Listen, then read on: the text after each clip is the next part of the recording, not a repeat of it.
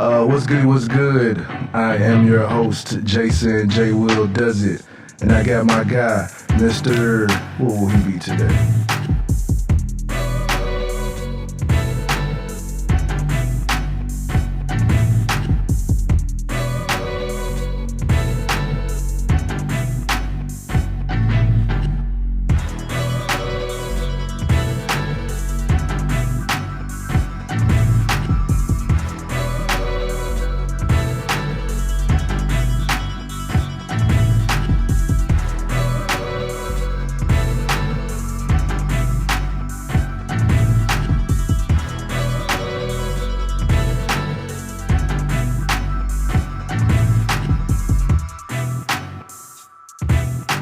My thing is, when you gonna start having a price point for the regular people, and you come out with this line that you got the Binghampton. Nobody from Binghampton will be able to purchase this. I didn't even have to say all that. That's exactly what I was gonna say to you in the thread. That was a whole conversation that me and several other people had was because I would love to support it because some of the pieces is dope. Right. It's not like it ain't dope. Right. It's just like Jesus. Yeah. Mary and Joseph. Yeah. Your reaction.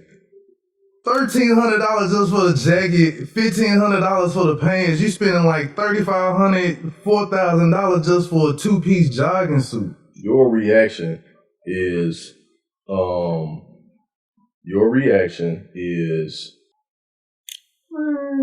Okay. What? That right there. KD and Kyrie will regret choosing Nets over Knicks. Well, I know they won't. It's them diehard Knicks fans that be praying to God they're gonna actually get some good players one day. But this shit ain't gonna happen to James Dolan sell the team, so. There's some people stepping their game up. They starting to win games and shit. Yeah. But It's still soccer also. And I'm one of those people that think that I ascribe to the league needing the Knicks to be good. Why do the Knicks have to be good? Well, the Knicks are a storied franchise, right? Right. But I'm kind of a old school Knicks enthusiast, if I can say. Like I wasn't a big Knicks fan, but I like to see the Knicks play. I would say I was a fan of their brand of basketball. Coming up. And the color schemes too was always dope to me. That orange and royal blue. Holy. But yeah, when looking up the pieces and everything like that, I was like, I really would like to get one of them. I don't even want the shirt. I want the jogging suit. But I can't see myself spending like $4,000 for that shit. I'm like, I really want to reach out to my nigga like, dude, you gonna have some pieces for the regular people? Hell nah, because they don't fuck with the regular people. You always tell who fuck with regular people when they price shit. Shit, Gucci don't fuck with regular people, and that nigga still prices be like $3. That's Gucci though. Okay, so that's Gucci. So you say that that's Gucci. So a regular nigga from Memphis can't come up and have his own clothing line, and it be like, oh, that's Gucci though. No. Why? Dapper Dan? I mean, just like Dapper Dan? No, it's not. Why? It's different. The reason why it's different. And Dapper Dan used counterfeit fabric. It wasn't like real. The difference is this. For one, it's not smart. And I'm going to tell you why. Because from a business perspective, units rule when it comes to product, units sold, moved, shipped is more important. These green, black, and miles are wonderful though.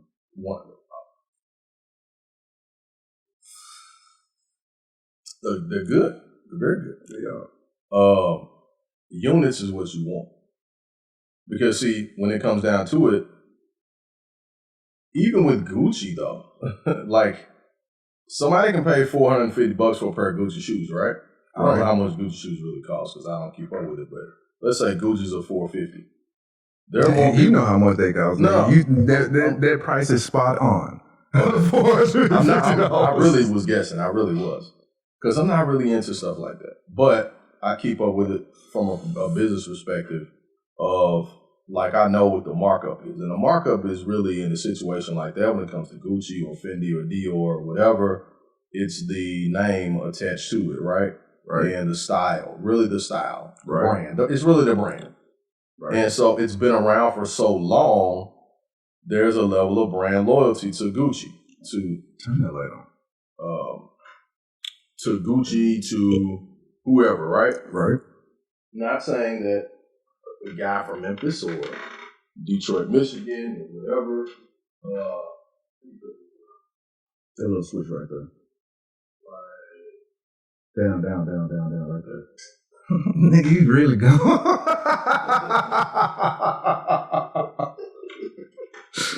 Oh, this nigga really gone.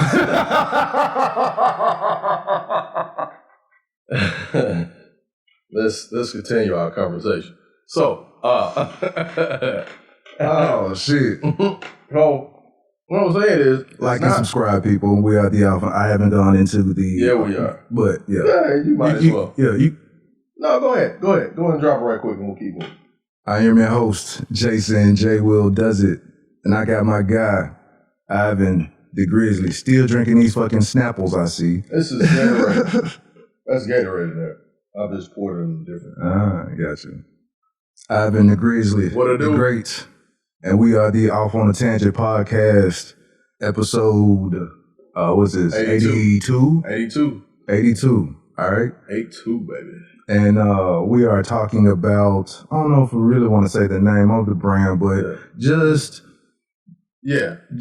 upcoming fashionistas, I guess you could say, and overpricing of clothing. Yeah. But is it really overpricing of clothing? Well, it's not. I wouldn't say overpriced. Because I think we did the same thing to Kanye when he came out with these $200 t-shirts, and we was like, oh, man, how Kanye gonna charge $200 for a t-shirt? But yet you'll go to Gucci and get a $200 t-shirt, and it don't say Gucci nowhere except on the tag or something.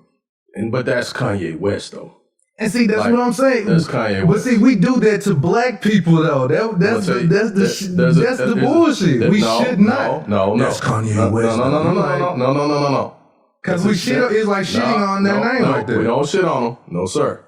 This is business. We ain't talking race this time. We talking business. Okay, so Kanye West, his name alone sells product. Right. I never had a problem with Kanye charging $200 for his t-shirts. I never had a problem with it. When I say I personally, I didn't buy it. Right. But I never saw issue with that. Kanye could have charged $400 for his. Somebody that is not a brand, right? It is not saying they can't do it. It's more difficult for them to pull that off when they're not attached to some type of celebrity or some type of mainstream. Well, that's kind of like more than mainstream, to be honest. That's higher, that's upper echelon branding, clothing, so forth and so on. Right. So if you're gonna charge $450, $200, whatever for a t-shirt, like, you have to be the type of brand that when that happens, like the average everyday person is already disqualified from that conversation. But all right, so as far as purchasing it. But at the same time, though, if you're coming out, if you start off at a certain price point, now that's where it has to stay. You can't just up and just. But that's my point. You have to be ironclad when it comes to branding if you're going to charge that amount for your stuff. And because I know individuals who personally can afford that, say, I'm not paying that amount of money for that. And say that and be like, because I know how much it costs to make that shit, and I personally, like, even if it was a Gucci or somebody else, I still wouldn't pay that kind of money for that shit. You know what I'm saying?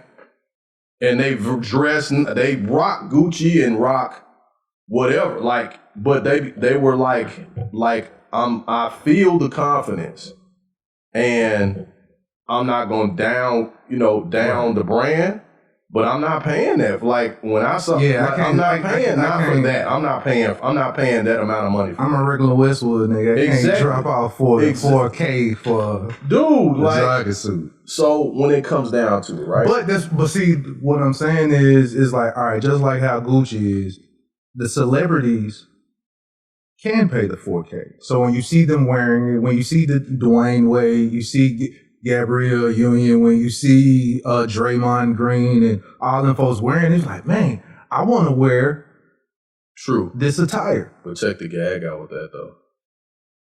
90% of that shit was given to them folks. They don't pay for that shit. Oh yeah, that's true too. And that's the problem. So when you make stuff for celebrities, well, no, some of them will pay for it. Some of them, but because that game show I just seen with Dwayne Wade, that nigga got every show with a different set on. I was like, damn. So he's one of the ones that is a consistent purchaser of that particular brand. A lot of them aren't buying it. A lot of them are, hey, can you make something for me? I'm gonna wear it for you as a marketing tool. Right. You feel what I'm saying? So what you made for me, I'm just gonna wear it in front of the whole world, and then people are gonna ask what I have on. I'm gonna tag you in the picture, or whatever, or they just see it and they recognize it's your stuff, blah blah blah, and then you can sell more. I am Tim too, man. Taylor. Nigga here behind the microphone. Damn, man. But yes. Microphone face adding. Microphone theme. So they use these marketing tools for that particular brand. The regular person sees it like, damn, I'm gonna go check this shit out and go to the website. Like, man, hell no, god damn. That was the first thing I did. I was like, what the fuck? Like, you like, damn, this shit high, no motherfucker. Man, like, I was like, baby, look at this shit. Baby, look, come here. Look at this shit. Look at how much this costs. Yeah. So, and you know what I'm saying? So there's a I could buy a Honda Accord for this shit. Nigga, throw one more K on this shit. I could buy a Honda Accord. Yeah, you can buy a motherfucker Honda Accord. Hey, in good condition. Right. You alright? Man. So seeing that, it's like, and it's like I really wanted to support the home team. Yeah, support the brand. But I'm like, man, that is crazy. I'm gonna let you in on something though. He don't fuck with Memphis like that. A lot of people don't know that, but he don't fuck with Memphis like that. I mean, the support come out when he be in town. They come, when the new line come with Oak Hall or whatever like that. It does, because if you shout a place out enough, like, you shout us out, we gonna come fuck with you. You know what I'm saying? Yeah. But he don't really fuck with Memphis like that. Like, he really don't. And it's okay. I'm not down to nobody now. But if that's the play. You know what I'm saying? That's the play. Hey, I'm from here. And he really ain't from here. I think he moved here. He was like 14 or something like that. Hey, so I read it was something that it's like something like a little bio on the collection line of being happy. And he kind of played it. It's almost like you playing me like he ain't really from here, but my dad used to come to volunteer work in the Hampton. You like, word? You saw that? Okay. All right. I was like, okay, all right. See what I'm saying? Like that, and I'm not hating or nothing or whatever. And because I'm not a hater, but when I see it, I'm like, damn, man. You kind of play, man. Yep. You ain't from there, but you putting that shit on your clothes and charging $200. Shit, I ain't never gonna be like, man, I did volunteer work at Westwood. Hell no. Doing them a favor, shit. Hell no. Like, what the fuck? Like, that shit kind of, I was like, damn, really? Cause truth be told, I'm a bulldog and a longhorn. Fairly. Shit, and a Cardinal. Well, the last 2 years, do they really count? Yeah, Slightly. Yeah. I did some dirt there. Yeah. You got some good grades there. Yeah. Definitely some good street grades. Yeah. So yeah, man, it's one thing about Memphis though, but I think people have been kind of letting him slide or whatever, but I think after a while a lot of that's gonna change because after this though, like it was all hype, like they're like, damn, this shit dope, and then people start seeing on prices, they're like, man, what the fuck wrong with you? Like, can't nobody from here afford this shit? Unless you play for the fucking Grizzlies or some shit. Nigga, I'm from Memphis. But again, like $60,000 a year. What the fuck is wrong with you? I'm gonna spend a tenth of that on your fucking clothes? Are you serious? But again, to those people who spend that buying a Gucci outfit, why come you can't spend that? They're not gonna buy it. Why? Cause it's not Gucci? Because it's not Gucci. Well, I ain't get to see that's the I don't know. I don't get that. I do not get that. The reason why you don't get it is because Gucci is a brand that has been around 100 years, right? Okay, but why not go ahead and be on a brand? Stay with me. Stay with me. Stay with me, Jay. Stay with me.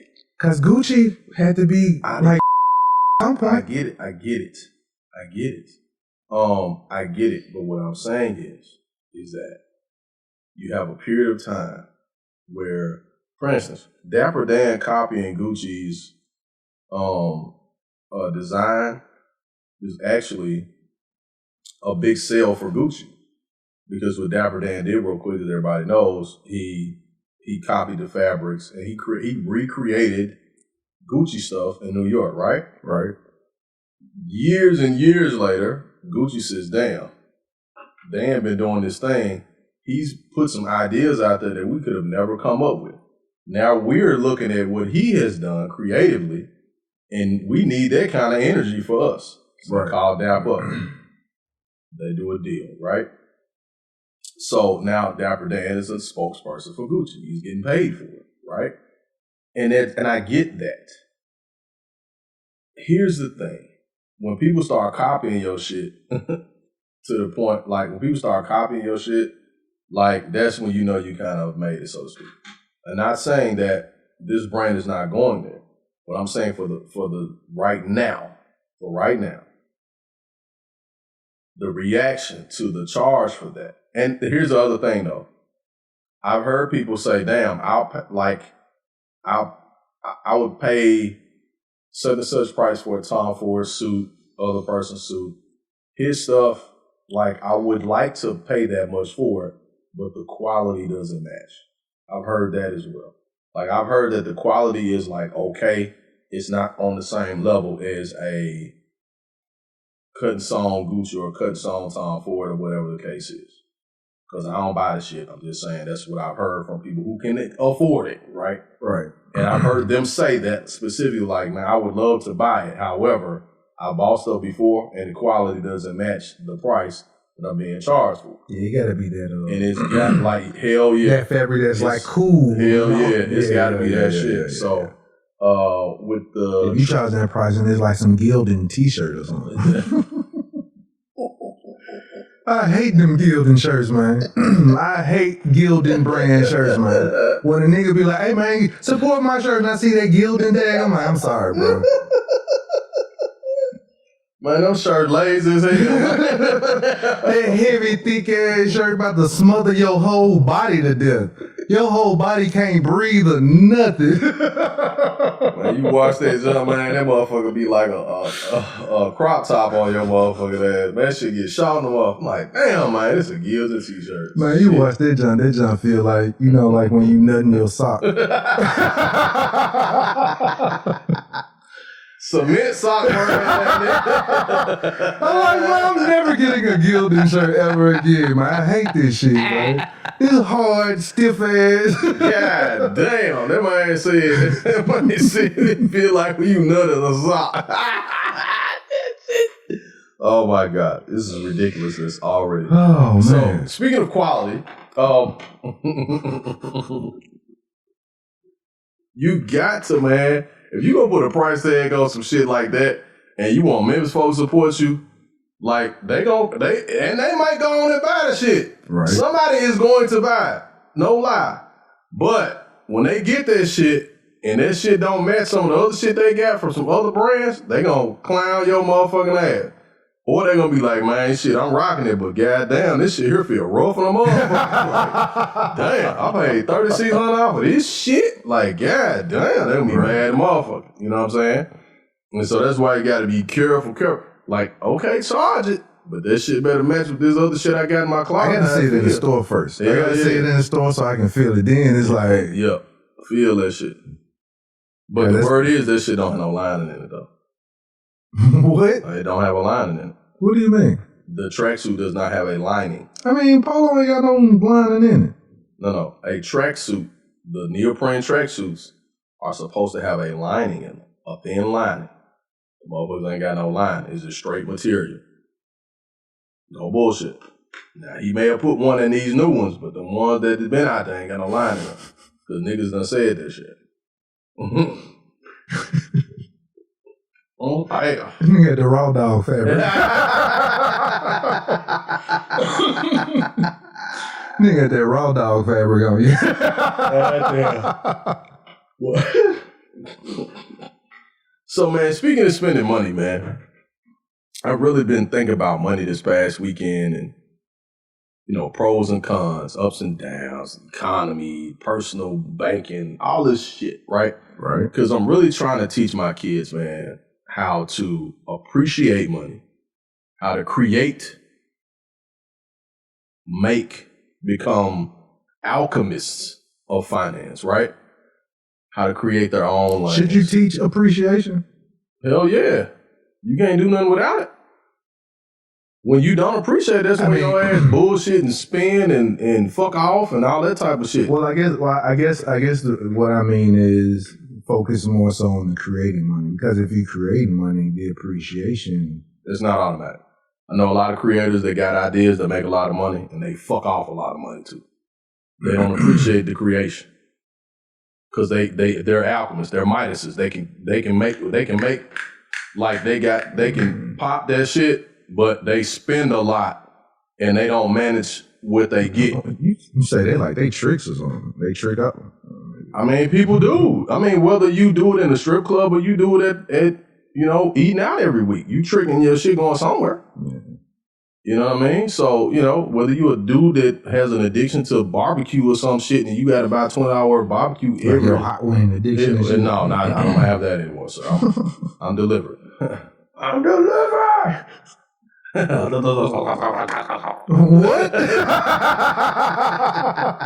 Get out of thy house. Get out of thy house. There should be none of this. You remember dude, man? The liver dude? Yeah. I know I'm delivered. Crazy. But whatever you spend your money, like you're servants to that. You know what I'm saying? And so you have to when it comes, because it's all ebbs and flows. You know, there's some times in our lives where we make 1 year make 130,000, make $500,000, whatever. Right. And the next year we may make 80,000. You know what I'm saying? The next year we make 25. The next year it may stay the same and not go up for the next 5 years. But you know what I'm saying? So during those times where it's really, really good, you show appreciation for by investing, saving, spending on the right things. Yeah. There we go. Gotcha. So when the times do get tough, you're not around this motherfucker. Man, actually, just explaining, just simplifying your life, man. That's the other thing. That's people don't know about that shit. They keep going more or something. Yeah. I don't know what that's about. But what it's about is because they're giving out so much, they're releasing so much, but they're not receiving as fast as they're releasing. You know what I'm saying? So that's why they're wanting more. Like, hey man, when the next stimulus coming? Man, I gotta file my taxes. Man, can I use one of your kids? Can I borrow $60 again? Like, nigga, I just gave you 50. You see what I'm saying? Man, what's wrong, man? Both for kids, man. Now you a lie. You said you gotta borrow one of your kids. Yeah, you going to the motherfucking casino. Stop lying. You know what I'm saying? So, you know, I mean, and that's what you become a slave and a servant to your addiction or your habit or what you like the most. Like you got a closet full of fucking clothes. But you know what I'm saying? But like other shit fucked up. Your bills and shit, your phone about to get cut off. But you got. I can't impress nobody with these bills, nigga. Yeah, right. I can't tell nobody about these bills. Shit. I ain't impressed these hoes with these clothes though. Shit. What's up, bitch? Exactly. Let me come over to your house. My lights is You on. want? They got turned off accidentally. Right. Like I don't know why. Well, you know it's storming, so my neighborhood, the lights is off over here. Yeah, it's only one off on the damn street. That's why we never come down my street. It looked like everybody else. Lights on over here, Jason. Don't worry about that, bitch. We trying to go to your house.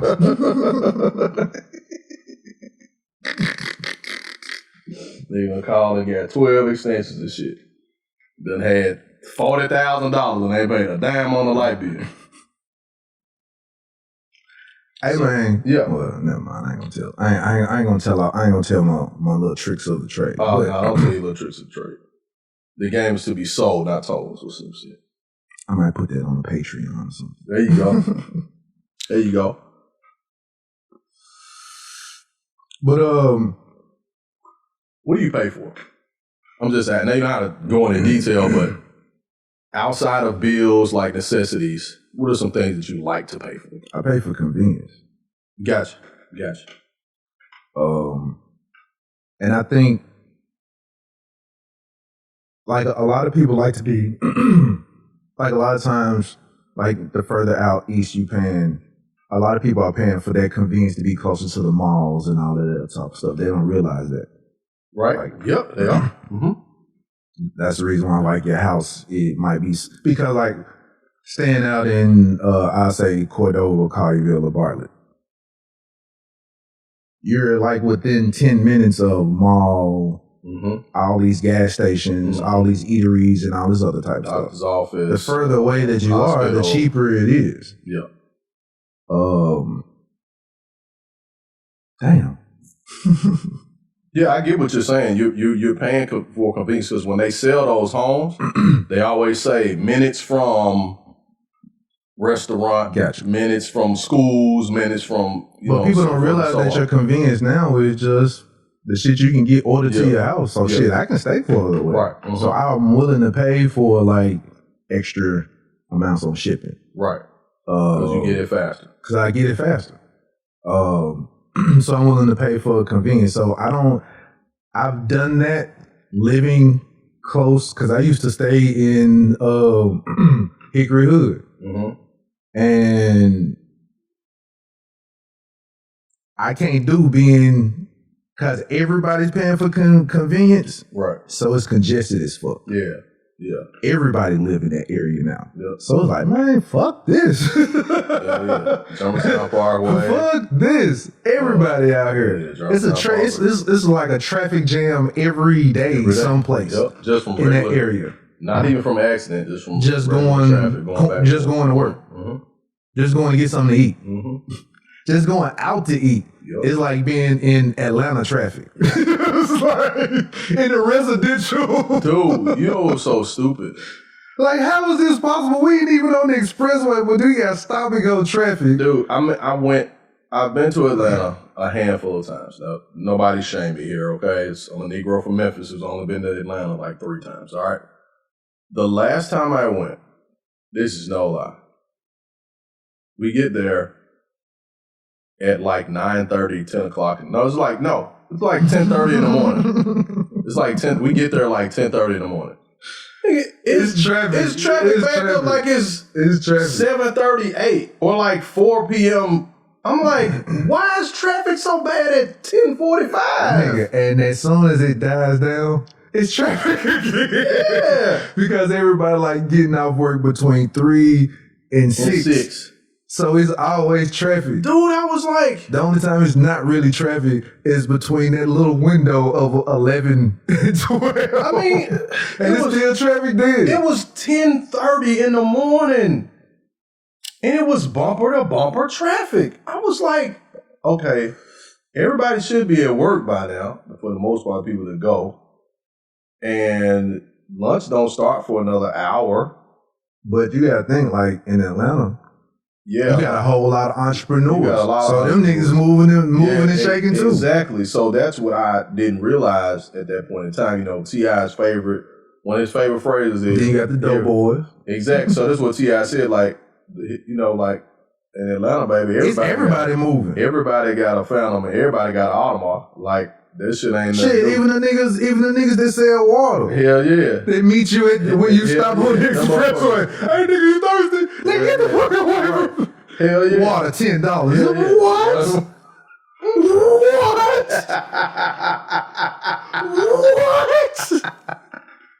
Go, man. Fuck with me, man. $10. $10? $10. For the little 10-ounce bottle of...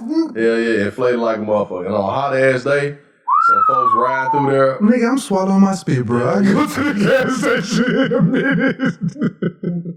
Like... Man, it is inflation, man. It's pricey out. I was listening to Carlos Miller tell a story about the J. He was talking about they stopped him at his car. They jumped in the back seat.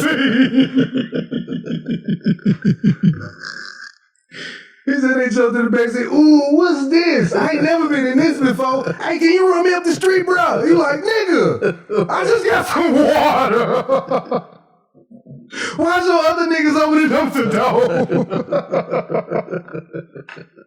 This shit crazy. Oh, man. But that's how they be, man. They swarm the car. They swarm the motherfucking car. Niggas, when I was That's there, another reason why the train backed up. Yeah, be backed up and shit, trying to not to run them motherfuckers over.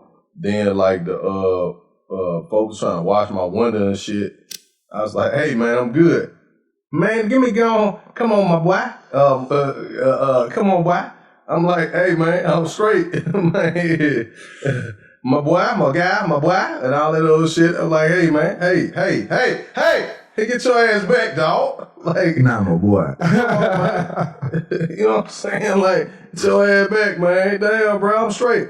Okay, then, all right, we good. Yeah, we are good. Get your motherfucking ass back now. I don't want no $50 5 things of water, $50 and shit. Get your ass back, nigga. But it's all a hustle. Everybody's hustling, moving, you know, whatever. And so what was interesting about that, I was like, damn, man, regular ass, blue collar ass motherfuckers driving Mercedes is 660s and shit at the time. Well, it wasn't out there, but you know, you get what I'm saying. Yeah. And so I'm like, damn. I'm like, what the fuck? I'm like, damn, what the fuck they got going on? But then I thought, I was like, if you, Atlanta, so. Real talk, man. If you got some ideas and you want to get some things moving, I hate to say it, but that is the place to go for a black person. You know, Memphis is pussyfooting around with their creators. I mean, they're getting on it now. Yeah, but it's like, but they've been pussyfooting around with their creators to the point where their creators like, you know what, fuck this shit. I'm going. I can't get no place. Yep. My ideas are getting shitted on, and I'm watching other people with my same ideas someplace else. Yep. So they leave. Yep. They go to Cali. They go to Atlanta. New York. Right. Austin, Chicago and shit. Right. You know, Miami, wherever. But a lot so far will go to Atlanta real quick and their ideas embraced. And then next thing you know, we were like, wow, bro, this is dope. And then find out this person being from Memphis. You like, what? And it's not because the people of Memphis don't support. It's the higher ups, the people folks that sell the gatekeepers, city, the gatekeepers that are supposed to sell the city. They don't sell the creators, the artists, the actual movers and shakers, the actual people on the ground that's actually doing stuff. They don't sell that. They sell Bill Street, Elvis, barbecue, bullshit, blah, blah, blah. You know what I'm saying? I tell you know, all that old shit. But they don't sell the actual, like, you got some hustling motherfuckers, great ideas, shows, media. I had an idea. Clothing, products, like, they don't sell that shit the way other cities sell it. Like, I can put this idea out there because it's gone now. When I had a little change in my pocket, I was telling people about, in touch with some people who, I would say some gatekeepers or whatever, and was saying, hey, I wanted to invest some money into what was the mall in Memphis. And I was like, hey, the mall in Memphis is closing down. Right. The mall in Memphis is closing down, and we could turn this joint into like a universal type of club scene where you can have two anchors. One would be like hip hop. You can have country here. You can have spoken word within the inside, and you can still have the food court. And if celebrities want to come through and perform, they can perform right there in the middle, right, where the skating rink was at. Right. And if people want to come out, because the clubs will be where the stores were, right? People can come out and congregate and talk to other people, and they can have wristbands where they're going to their clubs. Damn, that was a dope ass idea. They couldn't focus. They was like, cool. All they focused on was like, the mall of Memphis ain't closing down. I'm like, dude, I'm telling you right now, it's closing down. If we can get up on getting this property, this building, that'd been a dope. This will be a fucking gold mine and call it Club Memphis because it will be like everything in Memphis in one. You have all of your clubs. Hell, and if a person want to leave from that club and go to something else just to see what's up in that joint, you getting some other type of culture. So you had country, hip hop, reggae, spoken word, all different type of genres. Blues. Right. All that shit. You could all type of genres. And it could have been like, it also would have been safer. But it got shitted on. Yeah. And it would have been safer because you could screen the people coming in, the front door. The parking lot was fucking huge. Parking lot, huge as fuck. Club people could park over here, like you can park over there. It's getting enough money where you can at least have 4 police cars on the lot. On the lot. So to pay security. Security constantly going around. You got security inside. Excuse me. And then the element of having the food there. You can go, hey, let me walk in club reggae. Like it could have been called the clubs don't have to worry about food licenses. Yeah. Serving, they don't have to worry about food. They didn't have to worry about getting a drinking license. The Club Memphis part will be when you go to the food court, you can get something, your alcohol. Right. You can get your food. All of that because the food court was still gonna be there. Right. And then you can walk in, you can't take food into the club, but you can take your drink in there. Right. Sip your drink and dispose of it, whatever. Right. You got your bar area, different bars set up where people can go to and get different types of drinks and shit. Right. Nigga, that's and the only time you gotta worry about like the security as far as weapons is when you coming inside the entire building of Club Memphis. Right, exactly. You ain't gotta worry about somebody leaving the club, going to get some food, and now they got a weapon. Right, and trying to come back in and shoot the motherfucker. Exactly. Type of shit. Because once you go out, it's a controlled environment. Hell yeah. But you know what? I know if it was around that time that I think I know what you're talking about, I know why. There was some certain competition that didn't want that to happen. And I'm like, I was like, all right, man, I'm telling you, the Mall of Memphis is dying. Next thing you know, one of the anchors. Yep. I can't remember what anchor. I want to say it was Sears, not Sears. No, Macy's, I think, left first. They left. I think it was Macy's or Dillard's. When you start seeing an anchor, I think Dillard's left first. When you start seeing the anchors leave from the mall, you can tell that the mall has no support anymore. It's going because those are the anchors. That's right. So then you start seeing like the Hamdis and all of that just being in the mall. You're like, hey man, I'm telling y'all, the Hamdis. You know, it's like the little Arabian CD trend type of store or whatever like that. Shit in the motherfucking cell phone shit. Right. Yeah. So it's like, then now I'm just driving by and just watching it dwindle away.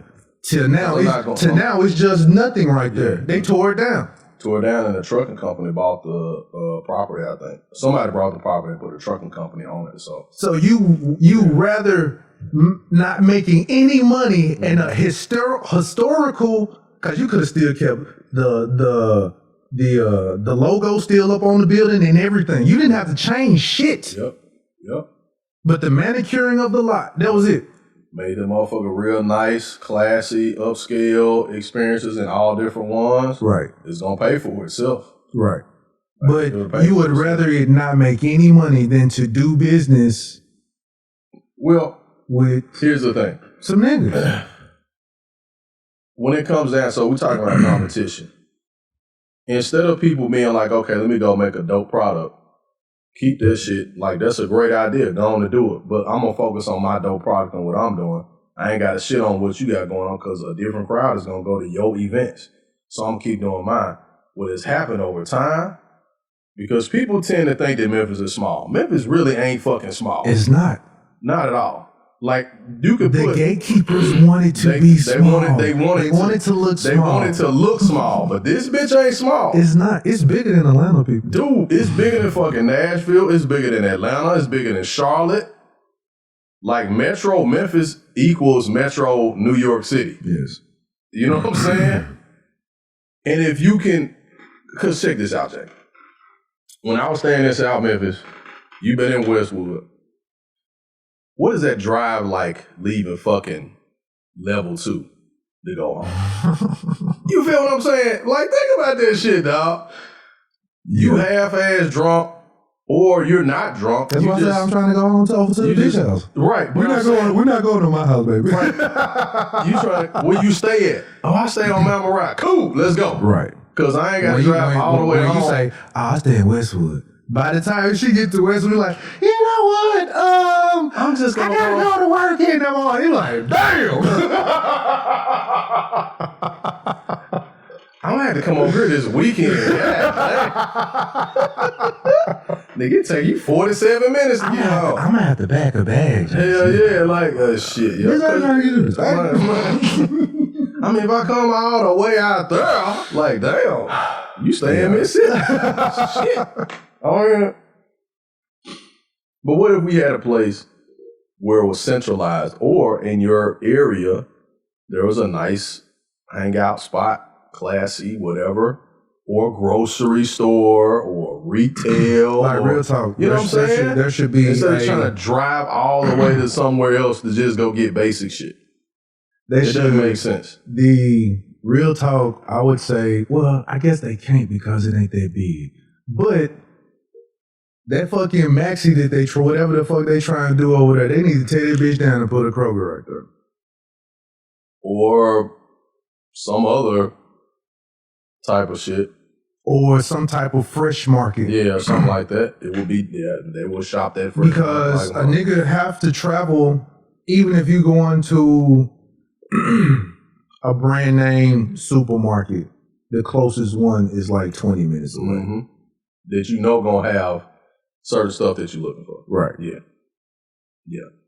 And that's the thing, man. Like, if you got stuff that people looking for, put and that if shit in there. And if you want to go to the better quality, that's like that's 30 minutes. Like if you going out to Poplar. Yeah. Yeah. To Whole Foods or something. Yeah. So it's like, you need that. I really wish somebody would revitalize that drive-in. Dude, they will make so much money right now. It would, man. They will be making so much money right now. And That's then unreal. everything is digital now. You can play everything just from a projector in your fucking phone. Or, you know what? Like, just play it from a hard drive to a projector. Exactly. And you saving fucking money. Dude, I would. And just getting bukus of money because everything is digital and LCD. If I had $500,000, I would buy that. That lot. That whole lot. Clean it up, redo the parking lot, make that shit plush. I will plush that shit. I'll make that shit real nice. Whoever got some money, you listening, man, we ain't got no problem somebody taking this idea because I would like to see that side Westwood look great and thrive because it would be so dope because it will bring other businesses to the area. Like people like, damn, people are gonna be over there at the movies. They're gonna want to eat somewhere before they go to the movies. Hey, let's put a restaurant over here. Shit, good job. Like, economically, we got some dumbass people. They think they smart, but they really not. If you put the shit, people gonna come to it because now they ain't got to drive. I ain't got to drive 45 minutes to go to the movies. Hell no. To a good movie theater. To a good movie theater. Like, I would go to the same theater right here on 3rd. If it was a nice drive-in, Like, make that shit, like, now, spend money. Make this shit Make nice. it just as nice as the John on summer. Hell yeah. Make it just as nice as any one of the other Well, joints. make it nicer. Like, actually make it nice. Right. Like, you know what I'm saying? If you worry about crime, make sure you put something there for that. Exactly. Like, it's simple. Put security at with the gates when they come in. Have security in the lots while the people watching movies so they can feel safe. It's like it happen behooves me. You know what? Am I using it correctly? No, I'm not. It will behoove somebody else to do what we saying. Yes. Yeah. And I feel what you're saying. It is like you can't figure out why don't nobody see that. Like I said the same thing. Every time I drive through this joint, I'm like, dude. On summer, I was like, the owner needs to put some more money in this. This is the perfect time because some people ain't going back to the movies.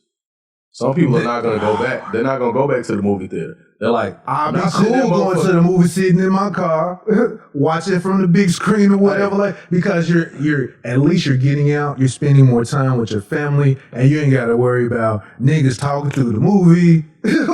Bro, you know what'd be dope? And I'm gonna say this shit because I don't care about this idea being used either.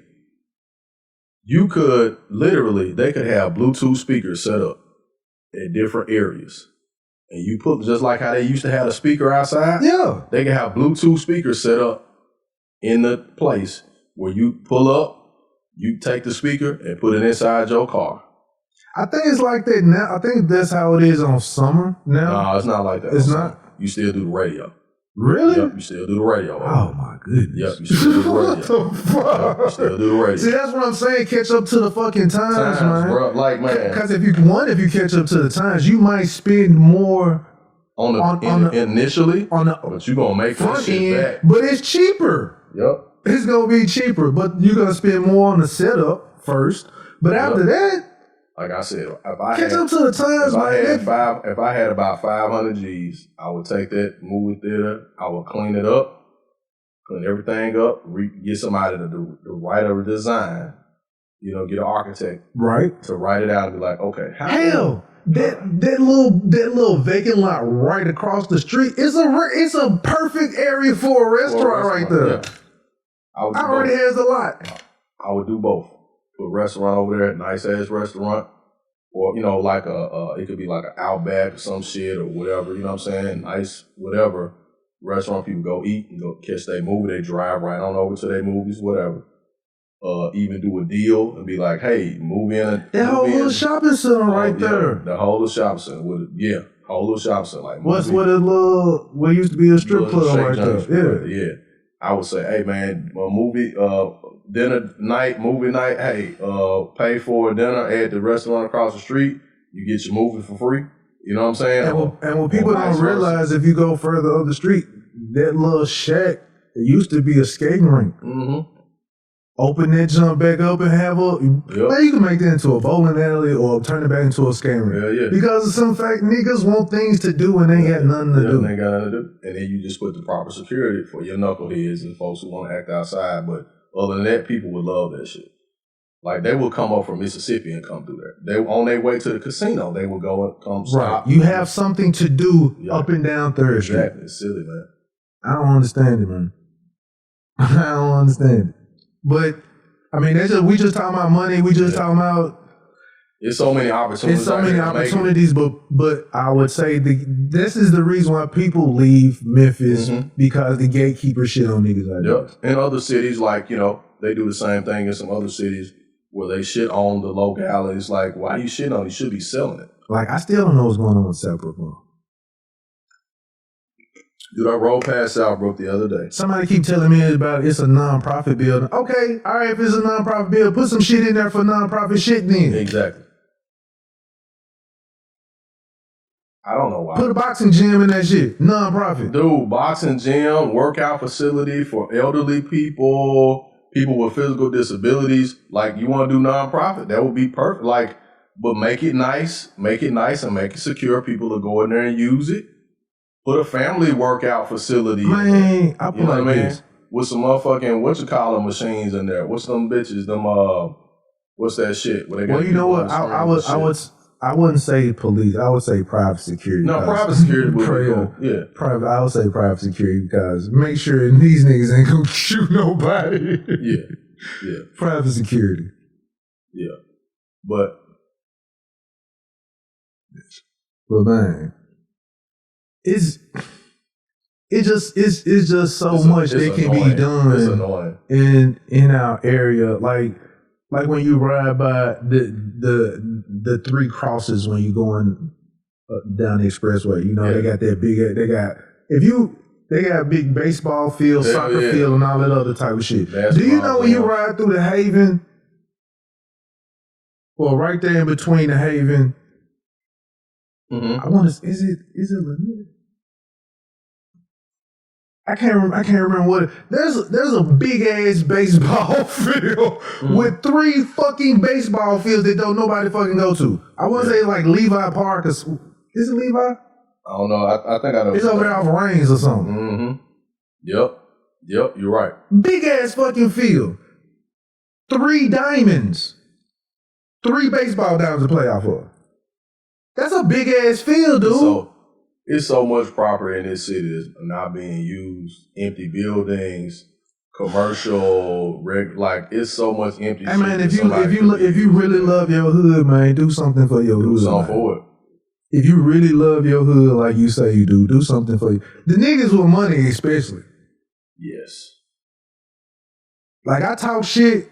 I ain't got the money. I ain't got the resources to do it. Or you know what? Just put me in the position to talk to the people to get the shit done. And because I tell the shit. Because listen, man, people want nice stuff. I don't care where you are. Y'all can talk shit about. I can point out an area in Westwood where there should be a neighborhood garden. Hell yeah. I have driven through Westwood because of my line of work. I get to see neighborhoods, right?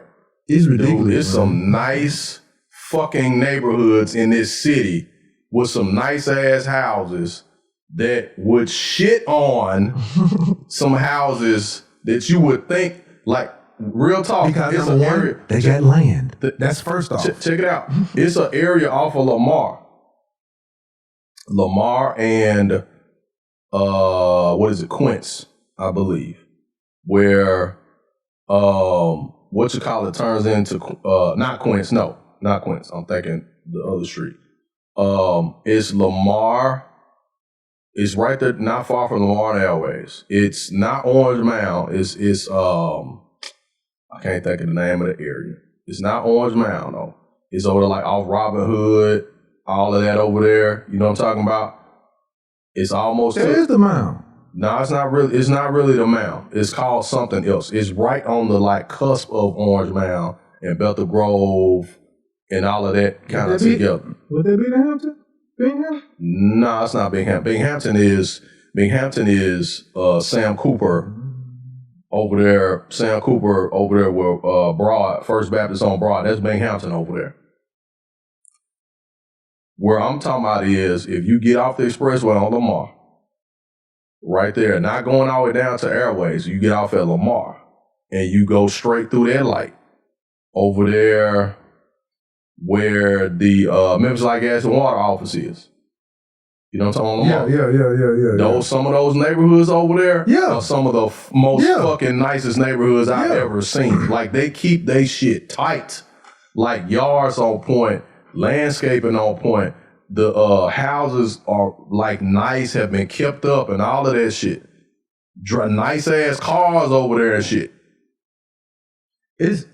And I'd be like, why the fuck don't they have a big grocery store? Why the fuck they ain't got some major retailer? Like these people got money.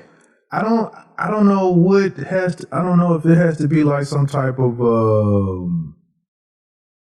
a neighborhood fund that needs to be put together. Some apartments over there.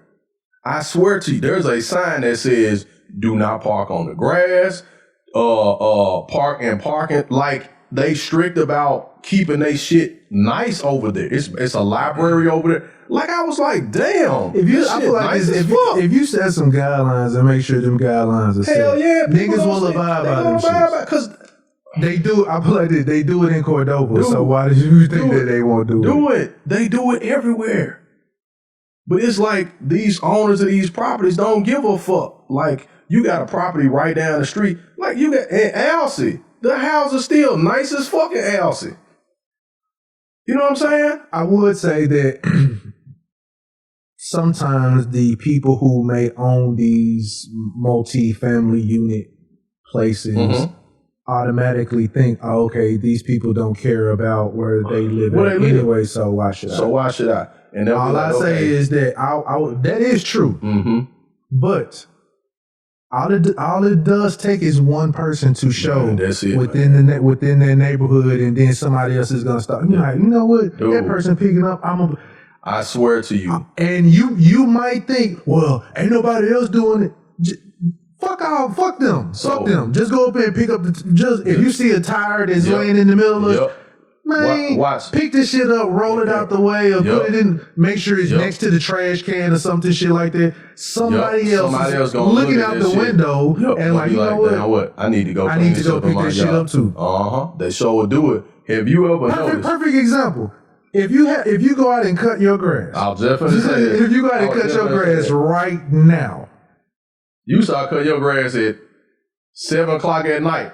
You start tomorrow. Somebody else is gonna be cutting their grass the next day. If they don't come out while you outside, and it's gonna be a domino effect. Everybody's cutting their grass within the week. Their grass within that week. Sure will. I'm just saying that people pay attention once you start showing appreciation. You know what? Another example. I got my roof. I went and got my roof fixed. I got my roof fixed.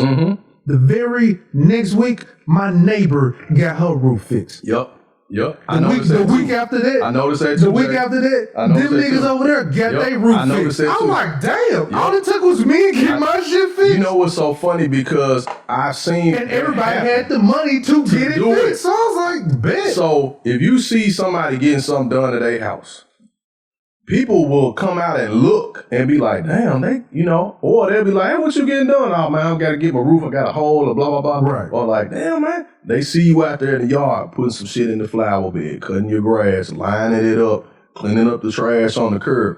That house down over there. I saw a dude over there trim the bushes. I was like, and it'd be like, damn, all I did was come outside. You'll start seeing them. Old man, lady, whoever come. I be cutting other people, I have clients, so some people, they have allergies where they can't cut their yard, or they don't have the time to cut it, or, it's a lady, and she's like, I don't cut no grass. Every time I go to somebody's house, I promise you, somebody come outside and start cutting grass. Exactly. I gotta cut my grass. I can put money on that shit. Every single time I show up to cut a yard, somebody coming outside to look. They either gonna come out in the yard and look around, or they gonna put their lawnmower out and they start cutting. Old lady, young lady, man, woman, showing some appreciation. Man, people will start doing that. I was doing work at a house in South Memphis in Alsea, and the yard had been worked on in a while because the lady is an older lady, so she wasn't able to do some things. Right. Her kids hit me up and said, "Hey, we trying to get this yard cleaned up." They coming back. There was one of her daughters moved back with her, and she was like, "Nah, we gotta get this, cleaned up and stuff." So I said, "Okay, cool." So last fall, I cut down a bunch of bushes, treated the yard, got a bunch of construction stuff out the yard or something, that type of thing. I'm out there working. The neighbors start asking me like, "Hey, can you do?" I was like, "Man, I really don't have the time right now. This is a big, big project." And he was like, "Okay." He went and got his nephew or somebody. And the next time I came over there, they was at the house, man, taking the little bricks out the front yard, putting them in a box on the curb. He had some little boys in the neighborhood was fixing the yard up. And he was like, "Man, I can't let her show me up. I gotta go and do." He was like, "I ain't been able to do mine." Before I left there, because it was a 4-day long project, it was 2 other houses on the street. Folks out there blowing leaves. Across the street, there was some Mexicans across the street. They came out. They started cleaning up their stuff or whatever. Dude had some stuff in the truck. His wife was telling him, "You need to get this stuff out this truck that's parked up here. Clean that stuff up." Them people start cleaning up around their homes because I was doing a service for somebody. And it triggered them to nah, I ain't gonna let them show me up. And they start, and people don't realize our stuff, your roof, the shutters on the windows, yard stuff, getting an old car out of the driveway takes the value of your house up. Right. Just by cosmetic shit. Curb appeal. Right. Making where you live look nice so that it shows you appreciate having a fucking place to live. Right. You know what I'm saying? And when people see that, they're inspired to do that. We don't give black people enough credit for that. Because black folks will get out and be like, oh, you ain't finna show me up, partner. The same way we come out the house sharp as a motherfucker, fresh as hell. Well, like, the nigga ain't finna outdress me and shit. I'm finna be fresh as a motherfucker. To make the house next to, like, if my house is done up, now your house look ragged and shit. Hell nah, my shit ain't finna be looking ugly in the motherfucker. Go on get that money out we was gonna spend on clothes and shit, and let's go get this painting done, these windows replaced, and this type of shit. I got a client right now. Her and her husband older. They're not quite elderly, but they're older. But they just haven't had. Go ahead. I will say this in people. Those little signs that will fix your roof for free. Man, take advantage of it. For real?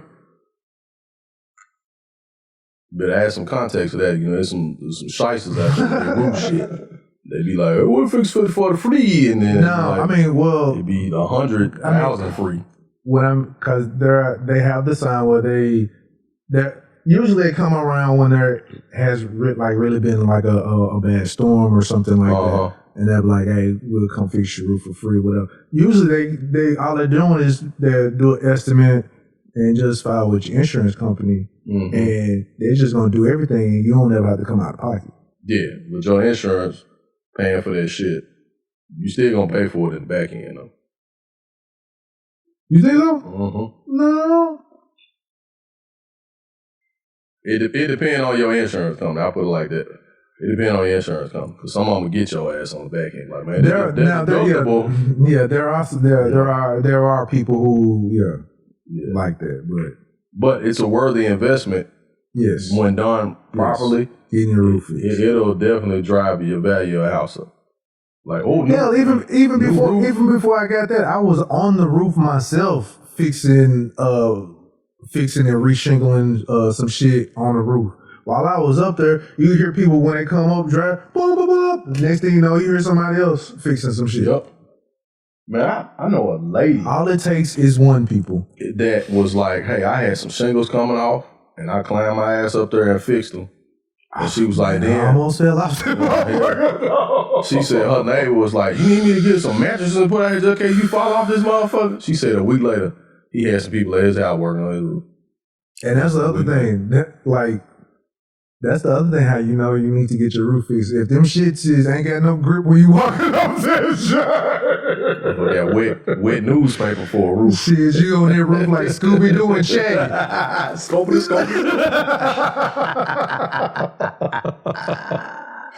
You like shit, slippery foot face. Yeah. Man, have you thought about this last year, all this money that's been out here? You know, stimulus, taxes, the kids get the EBT and all that type of shit. I don't think a lot been done with it. Hell no, it ain't a lot been done with it. Nigga, man, look. I don't think a lot been done with it. Hey, I didn't get a lot, but the little bit that I got, I flipped the fuck out that shit. Woo! I ain't gonna lie, dog. Investment. That shit did me good. Like, that little 1,200 did me straight. Like, I was able to do a lot, but I know how to make money. Like we talked about creation. I know how to make money. So I was like, oh, this ain't getting spent. I mean, it's getting spent. I paid my little baby off, and next thing you know, now she's like, hey, I want the money back. Now I got to go put it in the shop. Like, bitch. Dirty motherfucker. I done bust the windows out of this bitch. You're tired of adulting. But I gotta pay for that shit too. Man, it makes something take it right back. But what? Yep. It's man. Dude. It don't honestly, people, it don't take a lot to invest. Just a little bit. I sold some shoes, I sold some clothes, and took that money and put this shit in my business. It was like $300 worth of stuff. Just some shoes I hadn't worn in a while. Put them just on. Like StockX, somebody bought them motherfuckers. I'm like, damn, for real, they bought them bitches quick. I'm like, damn, you want these? Cool. So, but it was something that they wanted. Right. You know what I'm saying? I sold some clothes that I had lost weight. They was too big. Sold them just. And took that money, man, and bought some equipment with it. And shit, that shit done paid for itself 10 times over already. That's the other thing I don't think people realize, man. Like, a lot of times we take our stuff either to Goodwill, Man, fuck we that throw Goodwill clothes, shit. throw clothes Man, away. what? Y'all better take this shit to Plato's Closet or put that shit On on eBay, offer up, all of that, because Plato's a dick get around sometimes too. Yeah, they do. But all I say is just, if you got some old, there's always something that you say vintage and something. Hey, I'm gonna tell you something. So I was listening to Gary Vee talk about, he big into going to yard sales and shit. He always been. And I remember my mama used to be real big into that shit. Cause you find stuff that that are treasures that nobody knows a fucking treasure. Listen to me. I got them at home now. Baseball cards, So comic books. I got 3 Michael Jordan. One is an MVP. Is a Fleer or Tops? I think it's a Fleer. NBA hoops. Don't even make mention of that, man. My folks threw all my shit away because it was like, you're not gonna make any money from these. It's truthful. I'm like, oh, mama. Why? They did not know, and when they was tired of looking at shit, this shit was going. Man, I got comic books. Dude, I got comic books I can't find. Them motherfuckers I know they worth about $3,000-$4,000. Comic books, football cards, baseball cards. I used to collect Tops. Yep, Tops baseball. Tops football cards, basketball cards, all that shit. Yep. Man. Now they're worth millions. Some of them. You go to yard sale, take that shit, put that shit on eBay and flip it. But that's because we didn't know anything about investing. We didn't know nothing about it. Investing or buying things in there. Certain things are appreciated. They have a value and appreciate. And we were unaware that they had value. Because we just got rid of that shit. Like, not this type of TV. My parents have an old picture tube TV at home. And I told my parents, I was like, if anything happened to y'all, that's mine. Tell nobody want no picture too. No. Yes, the fuck they do. Now props for movies, props for different shit. Well, yeah, like vintage furniture or vintage because of the wood that's on the outside, not necessarily the picture tube. But no, not that. We ain't talking about that. We're talking about the experience of having something that's 50 years old. Yeah, that's in great condition. That may not come on. I mean, you can plug it up and it's there. There you go. You can put shit on top of. You can sand it and paint it and make it look nice and put shit on top of it. You know what I'm saying? Yeah. You know what I mean? So it's worth something to somebody. You just have to find who it's worth, who that person is by putting it out there. You know what I'm saying? Yeah. Motherfucker, now that motherfucker weigh about 437 pounds. You gonna need 6 niggas to pick it up. This shit all over my shit. Man, look, what is this, redwood?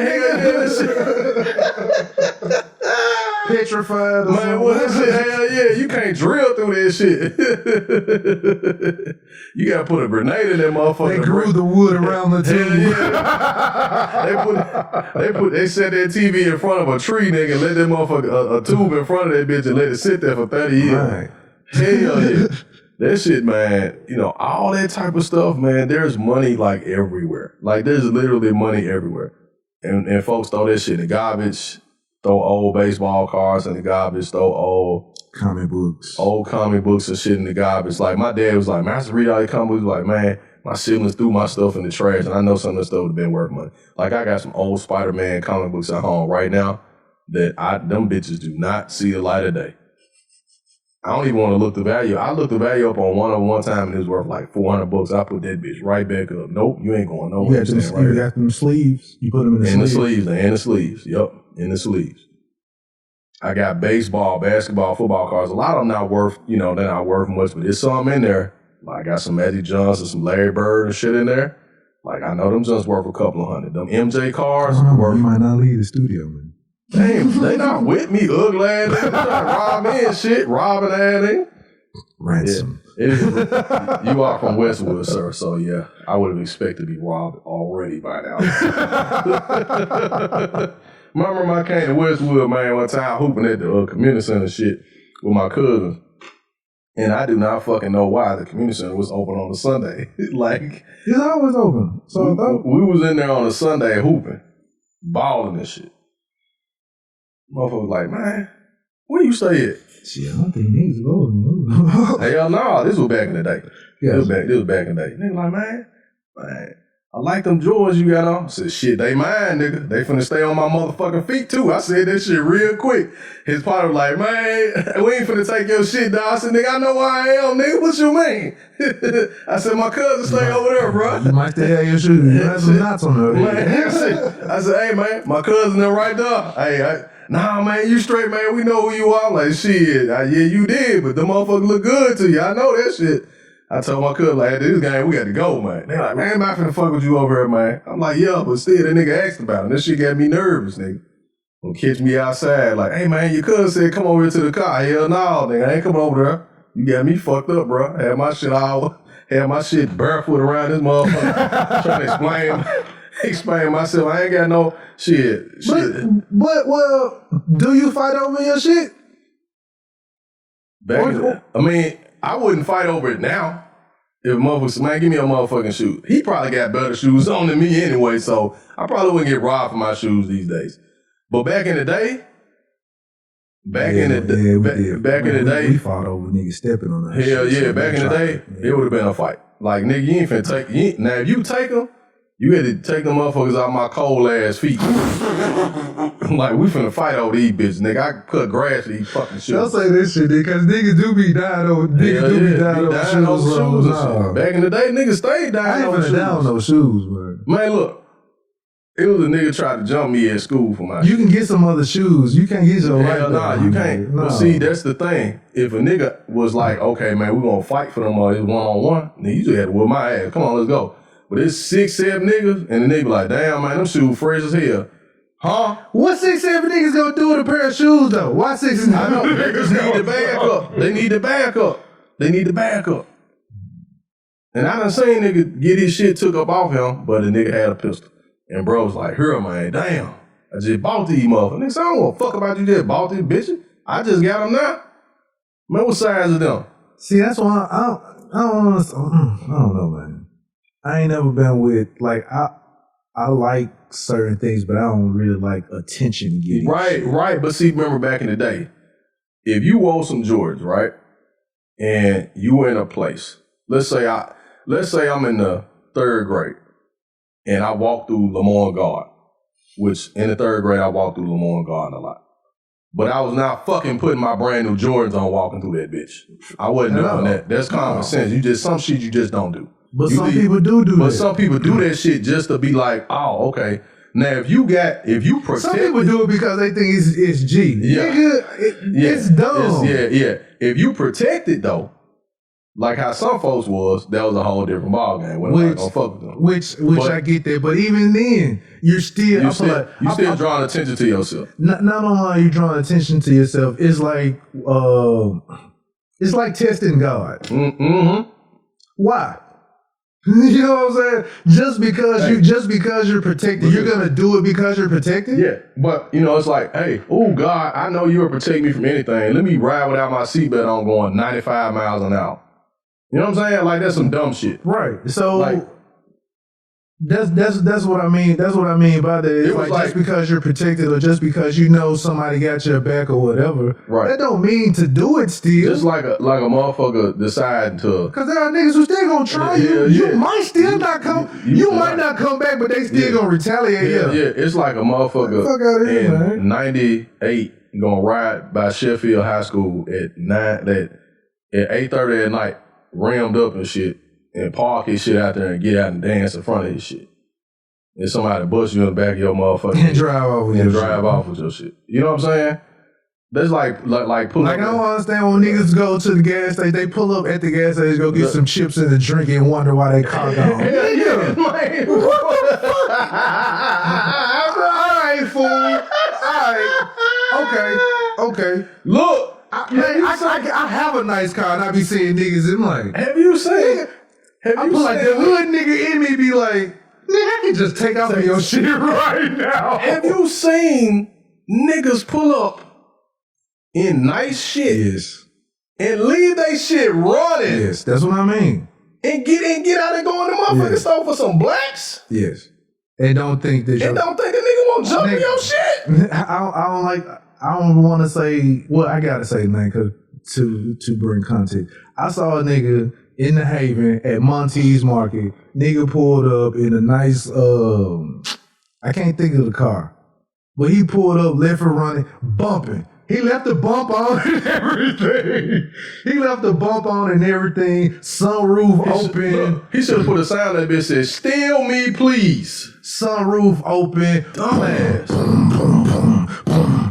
So Banking just like that. He go trying to get a jungle juice, some miles. all you see is niggas like, It's niggas posted up on the front. anybody in that shit? When I'm saying posted up, they leaning on the wall. They leaning on the wall and shit. Talking on the phone. Hell yeah. Smoking. Yeah, hell yeah. Not a black. Yeah. Smoking blunts and shit in front of the motherfucking stove. Mm-hmm. This nigga go in, and it's like, I'm about to pull up, and I'm sitting there, and I see this nigga pull in while I'm sitting on the phone. All of a sudden, this nigga, I'm like, what? I'm like, all right, let me call this drive on. Reverse. I don't see Back shit. out. I've done that shit. These niggas they peep, they open up the door while he's going all the way back to the juice. They're like, they all jumped in the car and vamped out. Look, I done seen motherfuckers. This is real shit. Growing up in South Memphis, you done seen this shit too. Like, when niggas be waiting for a motherfucker to catch, they be waiting to catch niggas slip. Indeed. They pull up to the gas station, Indeed. bumping this shit. Get out the car, hop out like he bad, the motherfucker. Man, shit, man. Close the door. Car still on, bumping. Walking in the store. I have seen niggas stand there and look, turn around like they doing something else and shit, like they begging or some shit. He won in the store. I done seen nigga go and stand in front of the door. And watching what the nigga do. And watch what he doing. And be like, go over there, nigga walk around looking, pull on the handle, see if the junk open. I done seen nigga walk back in the day, bought Chevys and shit. You had, when you had the Hammers and Boyz and shit on the motherfucker, go and have motherfucking Slim Jim. Look and see, or go in there. Hey, I seen him do this here too. Send a chick in there. Go in there and flirt with that motherfucker with the blue hat on and shit, the green hat on or whatever he got on. Go in there, what's up, man? Walking there, he thinking he's, she trying to see what's up and shit. Niggas outside, like this right here. Next thing you know, blue pop, hop in this motherfucker, you know how to do it right. You ain't doing it that long. Hell nah. That shit up and gone. Right. Next thing you know, motherfucker pull that screwdriver out, gloop, slam that motherfucker in there, go. It is over. He still standing there. But you ain't got to do all that if the car running up. No, I'm talking about even when the car ain't running. Yeah. But most of the time, it's when a nigga leave the car running. I ain't never understood that. And when I'm getting out the car, I get out, I lock, I look back to make sure my lights flicker and shit. All right, cool. Let me go in real quick. Because he got to bust the window out. Now he gonna get this motherfucker. But what about niggas be thinking because they got the yolk on them that nigga by the time you know that car gone, you gonna be firing down the street. That shit gone. Like that shit gone, bro. Gone. Like and you gotta risk hitting somebody that ain't got nothing to do with it in the process. But also, motherfuckers will go to the gas station at 11:30 at fucking night in a place where it's dark as hell. Never. And you pull up and see 5 niggas standing outside and still get out the car like you a bad motherfucker. Nigga, do you know that gas stations close at a certain time now? You can't even get gas. You can't even get gas at a certain time. Yep. Because people get robbed and shit. Dude, I was out. Getting off from FedEx, going to the motherfucking gas station at 2:30 in the morning. You crazy as hell. I was out, it was like 11 o'clock, and I was riding. I was like, man, I gotta get some gas. So every place that I was riding up and down Poplar. Poplar got some spot where they'll rob your ass at. And I was like, well, these gas stations closed. Because usually it could be closed, but the pump still be on. Mm-hmm. The pumps is off. So see, now I'm riding up. Now I having fear of running out of gas because no gas station is open. But see, I was like, they were dude. also concerned about the gas stations getting robbed at certain points at night. That's why they I started can see that. putting them bulletproof screens up and shit like that. And then they was like, fuck, we're not gonna put bulletproof up everywhere. We're just gonna close. Man, I better Gas station gonna close at 10 o'clock every night. I better fill up at like 2 o'clock or 3 Hell o'clock yeah. in the afternoon. Hell yeah. But that's just like, man, and then even with like getting cars with rims and all that shit, I think about how many folks I've always rode newborn. like, dude, you ain't doing it but attracting the wrong attention. Nigga done and stole your shit and broke this shit down before the end of the day. Your rims be in Mississippi by the time they find your shit. You know what I'm saying? Broke all up and tore up and shit. Now you got to pay for it. Now you got to file this shit on your insurance. You know what I'm saying? Like, trying to get some more rims. Fuck this shit. Hey, so What we got, man? Snowfall? Mm-hmm. Man, Reed a dirty motherfucker, man. Hey, let me tell you something. Reed is a dirty... His daddy told him. He told him. See, I'm going to tell you, his dad told him you not going to see him, even though you think you're going to see him coming, you're not going to see him coming. And he really was talking, he should have been talking, listening to his own advice when he said that, but he was telling Franklin, you're not going to see him coming. These other motherfuckers, you're going to see him coming, but you're not going to see him coming. Before he left to Cuba, his dad should have got rid of him. Thank you. His dad should have killed him. He said it, though. He said, if I don't kill him, it's not going to stop. No, what I'm saying is, all right, so Reed made sure that he was getting on the plane, that he was leaving. Mm-hmm. But at the same time, how should I say this? Mm-hmm. Like, all right, if I was a dad, had been smart enough to play it like, all right, I'm getting on the plane, but I'm finna double back and come back and get rid of this dude. Yep. But as soon as Reed uttered these words, hey man, I gotta go out of town. I don't know when I'm gonna be back. I knew then. I was like, this dirty motherfucker is finna come back and kill my daddy. Yep. I know he is. Yep. I know he is. Mm-hmm. If I was Franklin, I was like, dude, why is you thinking this? This season has taught me a lot about Franklin. It's taught me a lot. He has blinders on. Franklin is not as fucking smart as we give him credit for. He is. He is, but he ain't. I put like this. He's a nigga who plays chess right when he gets to check. Not right. When he gets to checkmate. Then he realizes the scene is like, whoa, hold on, this nigga about to checkmate me. Yep, that's what he does. Now he knows what to maneuver. Yep. He waits until the check before the checkmate. He's on that Libra shit, because I'm a Libra. And I've developed a way of playing chess from the beginning of the game instead of waiting until shit starts to get like, oh fuck, like I got a shitstorm. By underestimating his opponent. And usually that's how you get fucked off and get a checkmate by underestimating your. And he does that a lot. Like he's so intelligent, he underestimates other people's intelligence or lack thereof. And his dad told him, you're not gonna see this guy coming. You're gonna see these other niggas coming. But you're only as smart as the company that you keep. True. So if the company that he's keeping is just as smart as him, of course. And they not. And usually that opponent can hide their checkmate. Exactly. Reed knows who this man crew is. And now if you look at his crew is falling apart because Franklin all he knows is Gustavo. He don't know anybody else in there. Anybody else. Because he had a guy leave him, his protection left him. So he really can't get to Javi. He knows Javi, but he don't. He can't. But see, they fell out because Javi. He basically told Javi like, I'm the man now, motherfucker. Like this my show now. Javi too much of a live wire though. I wouldn't want to even really have that contact. But see, with Javi, I'm gonna tell you why. I would let Reed handle him. See, here's the thing with Javi. Javi knows. Because from the way it seems, he's a burned agent. Javi? Yeah. Oh, yeah, he is. He was an agent. He was an agent. He was an agent. He got burned. Yeah, okay. He was an agent. He got burned. Because he was a Israeli he ain't just like a criminal. No, he because was like it came out like he was a criminal. He really not a criminal. He was like a Israeli national or something, and he went. And remember when he said his brother or something died, and then they pinned some shit on him where he couldn't go back to Israel.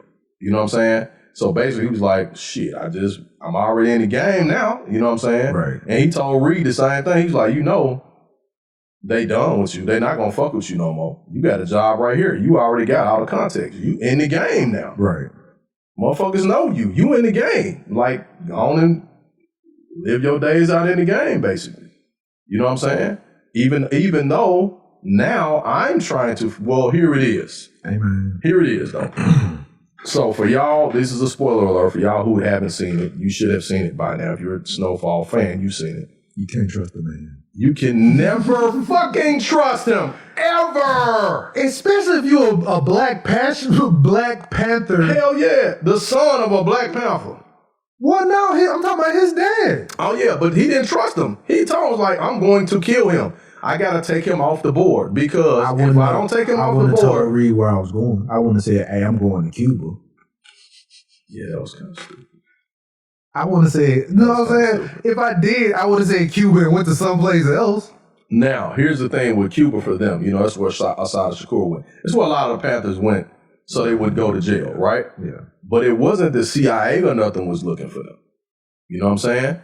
It was because they were brought up on crimes. They claimed that the Panthers killed all these cops and it was a fucking lie. They basically pinned all this shit on it. Now, you had a couple of Panthers that were doing some wild shit, though. You know what I'm saying? Right. But for the most part, of course, you always got radicals. Exactly.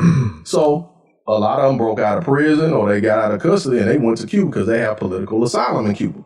Right. When he said he was going to Cuba, that was to keep him from the government getting his ass. It wasn't to keep the CIA operative from getting him because they on a whole different shit than the feds be on. Because, the CIA and the feds be at odds with each other about shit. And but at the same time, like I said, I would have told Reed something else. Nigga, I'd have said, I'm going to Ghana. Now, they might be able to get me. I'd have told him Ghana to send his dumb ass over there. I'm going to Africa. Hell yeah. Like, we're going deep in Africa where can't nobody find us. To my roots. Is it? Hell yeah. And let him go over there and look for me for 2 years. You know what I'm saying? As soon as... All right, so... Okay. Go ahead. I'm going to ask you. Go ahead and ask your question. This is my question. Because I already know, I think I know where you're going with. So, yeah. I think his mama knew. I don't know if Franklin knew. And in order for his mama to know, I believe Franklin would have known. When his mom gets up that morning, because, he woke up and she wasn't there. Mm-hmm. That's when the light bulb hit me. I was like, he finna die. Because he got up and I was like, it's too calm. It's a storm coming. I was like, anytime it's calm or it's real happy, hell yeah. I'm always expecting some other shit. It's a shoe finna fall. It's another shoe finna fall. Right. And him specifically, I was like, damn, he didn't get away. I said that shit when he woke up that morning and she got out the bed and she was like, I'm going shopping. I'll be gone about an hour and a half. I was like, damn, he by himself. So, fuck. I was like, fuck. I looked at it two ways. Mm-hmm. Now, I never took that perspective like she was in on it. I still don't think she in on it. I look at it like either, because all right, if the dad dies and the mother lives, you already know the mother coming back and say your dad has been killed, mm-hmm. and you automatically gonna know who has done it. Who did it? So if that's the case, scenario, then the mother's probably died, mm-hmm. and I said I gotta look back at it to see if I hear like any screams or anything like that. You know what I'm talking about? Because sometimes the scene changes. It don't even show him getting killed. It just shows Reed pull a gun out, and then his dad sits there, and he take a deep breath and put his head up. He just nod his head like, I know what time it is. Gonna do what you gotta do. So I would think in order for him to do that, he would have to kill the mother and the dad. Mm-hmm. But if you don't hear any like screams or anything like that, you automatically know. Because sometimes movies and TV shows will give you some type of implication. You hear something, right. And you don't know what's going on. What happened. You don't really know what happened. Right. Mm-hmm. So you don't hear that. It's still quiet. Whatever. I don't think Reed killed him. You don't think he killed him? I know. Trust and believe. If he kills him, there's going to be some implication. Like you're going to see like some blood dripping on the floor to give you an implication that lets you read. He lets you know it's a confirmed kill. Yeah. Yeah. So with that, and even when they fade to black, you don't hear any like screaming or anything like that. Well, I don't think. I think the reason why they may have done that is because to leave us guessing. To leave us guessing, and also to say, hey, this is like a 4-1 outcome for his dad, and I hate it. Because you know, like Reed sometimes he'll be like just to prove a point, like, hey, just let you know I can still get you, even though you think you're here, right, type of thing. Right. So that's why I think he may not have killed him. Right. Why I think now that scenario may have happened. Like that's a viable scenario. The way you explain that could very well be true. My question would be like afterwards. What's the next step after letting his dad live, right? So his dad says, hey, because it's two things. I saw this in this movie, what was it, Carlito's Way, Rise to Power. I don't know if you've ever seen it with Danny Hernandez, Diddy, Marlon. Yeah, it wasn't a bad movie. Of course, you can't compare it to Carlito's Way. It wasn't a bad movie though. It was actually a good movie. Yeah, it was okay. It was okay. Yeah. There was a couple key elements in that movie though that did like talk to how a lot of shit works in the street. Yeah. And how street justice and justice period works in certain circles. So when Carlito gets shot, his girlfriend's brother shoots him. He's kind of a slow guy. He shoots Carlito in the back. Mm-hmm. Carlito doesn't kill him. He says, you my girl's brother. You a crazy motherfucker for doing that because anybody else would be fucking dead. I'm going to give you a heads up. I'm going to tell you now, you got to get the fuck out the city. Because anybody that wants to prove to me that they real out here, they're going to come at you and get you just to get on my team. You know what I'm saying? Right. So you take this money and you get the fuck out of here. And everybody else in this house needs to get the fuck out of here too. Right? Because the street's going to retaliate for you shooting me. Right. I should kill you. However, it's not going to do me any good to kill you. I'm going to give you this money. You get out of here and you never come back. That shit happens a lot more than talked about. Now, it's a lot of people who get killed when they do crazy shit. This is my thing. So my thing was, that was the agreement basically that his mom gave was like, look, we going to leave. You'll never hear from us ever. We ain't coming back. Mm-hmm. You ain't got to worry about us saying nothing about you. He not going to say another word about you. Truthfully, he says, hey, you got my word. I came to kill a CIA agent. I'm not scared of you. Mm-hmm. I'm injured. And I showed that little starter pistol. I get it. I get it, Jay. But he said, I'm coming to get you. Meet me there and you show up and I'm going to give it to you the same way you coming to give it to me because I know what you about. Right? Right. So I'm going to come with whatever I got. It may not be much, but I'm coming to get you. When he said, okay, we leaving, I'm done with that shit. In my mind, if I'm Reed,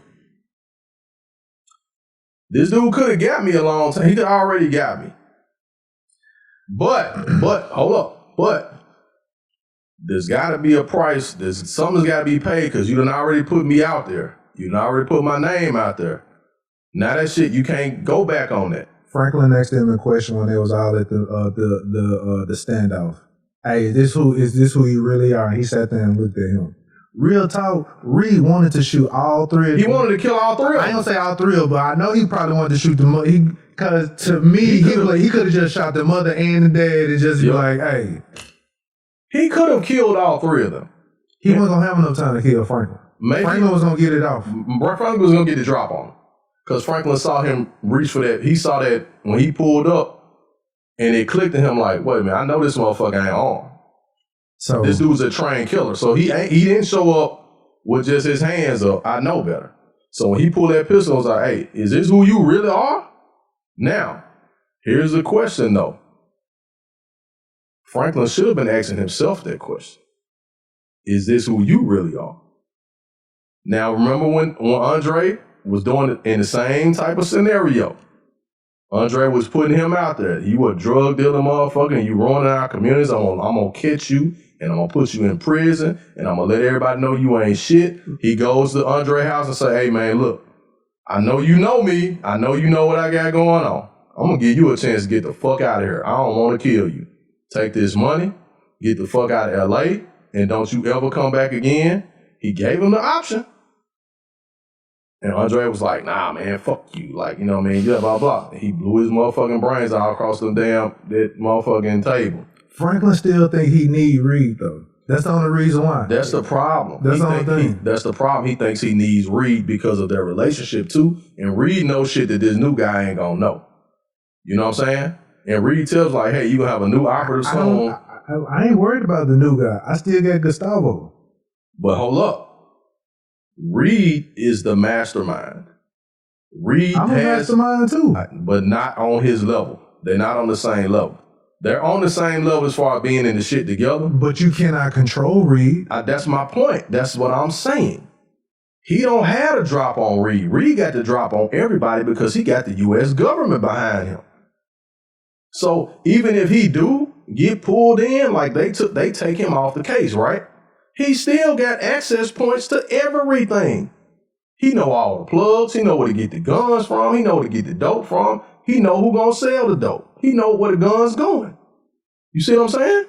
So he got the drop on everybody.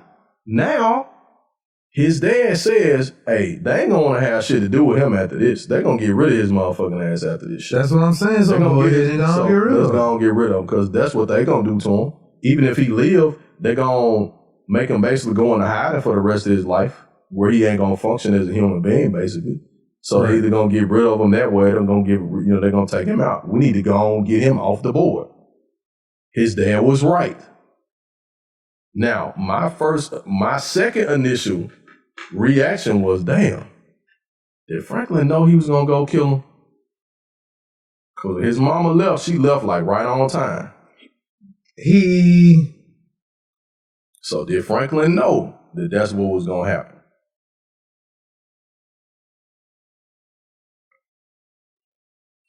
And I got another question too. I was a little bit confused about. It's quite possible. I don't know if the relationship was just bruised or whatever, not reconcilable or whatever. But at the end of the day, he still don't want to see his dad dead. No, he don't want to see his dad killed. I don't think he will still be with that. Yeah. So he was much further, like he would much rather this not his dad not be around, but I don't think he want his dad to die though. And even the mother, I don't think the mother would still be with it because look how adamant that she has been this whole time about saving him. Right. Making sure, hey, tell me what's going on. Right. Don't do, you know what I'm saying, what we're doing or whatever. So she's been very adamant about trying to save him. So I don't think she will be with it. Right. I don't think so either. So if it was done, it's to neither of their knowledge. Right. I think so too. And like I said before, if that happens, you already know she's going to come back and go tell Franklin. Yeah, she's going to tell Franklin. My question would be then, like, what does Franklin really do? Can he do anything? Like, what can he do? Like, you know what I mean? Because he's dealing with all these other... Now, the real question, I know we got run in a minute. Well, you know how the story goes. He pretty much just outs the CIA. Yeah. So that's probably going to be the last season. Yeah. Right, exactly. Because now it's out. He was like, oh, okay, so now that he knows that his dad is dead, he probably going to be like, oh, so that's what we doing. Yeah, so that's what we doing. I'm finna go ahead and out the CIA. There you go. Because really that's kind of how the story went with Rick Ross. Right. It was an inspiration for that character. That's kind of how it went. Yeah. You out him and then you go to jail. Then you go to jail. Yeah. Forward. So here's the question that I have for you. And whatever else you got left. You know, people said that Frank Lucas was a snitch, right? Remember? Right. The American Gangster story, right? They said Frank Lucas was a snitch. So As we know, based on that story, Frank Lucas didn't snitch on his boys. He snitched on corrupt cops. Right. And he snitched on the Italians that he was doing business with. But you know, they would have did his ass in like with no problem. You know what I'm saying? Right. Like, you know what I mean? When it comes to Rick Ross, why we don't say the same thing about him? Because he snitched on the corrupt cops and corrupt agents and all that type of stuff. So I think that is well, he didn't snitch. That was not snitching in that case. I say he told on them and said, okay, if y'all gonna take me down, which I'm going down, like you gonna know who the fuck did this shit with me. I think it's more so of a thing. Which now I can't really say that either. I want to say it's a New York thing, but I can't say it's a New York thing because hell, they praise what's the dude named Alpo. Yeah, they praise Alpo, and Alpo told. Alpo snitched. Alpo snitched and killed one of his partners. And killed one of his partners. Yeah. So, they talk big time about Alpo, and I'm like I saw that movie, and I'm like, Alpo. dude, Alpo wasn't a good guy. Alpo was a rat. Hell yeah. Pretty much. Yeah. So hold up, Alpo was the one that Cameron played, right? Yep, that was Alpo. No, that was that was Alpo. That was Alpo. Because what you call it was Mitch. No, Mekhi Phifer was Mitch, and then Wood Harris was Alpo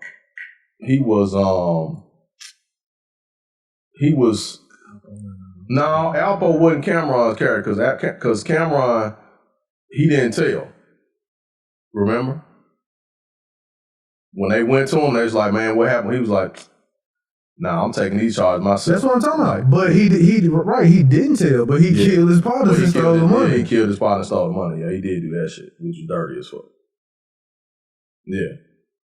And he told on some other niggas. Yeah, he told on some other niggas, but he killed his partner. One of his best boys, yeah. And took the bricks. Yep. Mm-hmm. So that's why I was like, I would say it's a New York thing, but yeah, I don't know how that. Because I heard the dude Charleston White talk about the difference between snitching and telling. And he mentioned about that song, some song called Corvette, that a lot of people was dissing the kid on the song or something. He was like 13 years old and witnessed a murder. Mm-hmm. And his mama took him to the police and was like, baby, tell him what you saw. He was 13 years old. Mm-hmm. So they maligned this dude. Was like, man, you snitch. And he was like, nigga, that's a 13-year-old child. You trying to make him live by a code that he don't live by? Right. He was like, what the fuck is wrong with you niggas? Well, I will say this. People don't. It does not bode well for you to snitch. I mean, to tell or to snitch. Mm-hmm. The only reason why I say that is because,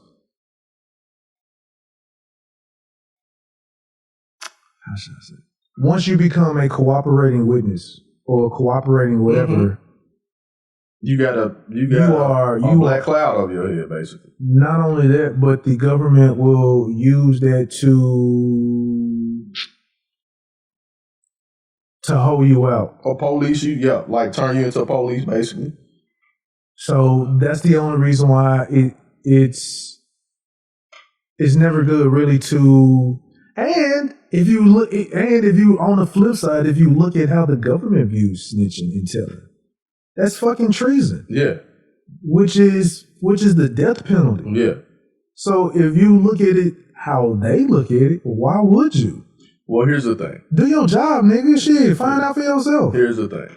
That's how they do their job, is they find people who they can get information from. A weak link, yeah. It's you know true. What I'm saying? It's so true. It's a difference. So in the story, Frank Lucas' cousin is the one that snitched. Like, he was the one that was wearing the wire and all that type of shit. Now, he in the trenches with them every day. So that's fucking snitching. Right. Like, you mad at your boy, so you gonna go tell on him. Right. You know what I'm saying? Because you ain't getting what he got, even though you getting your piece.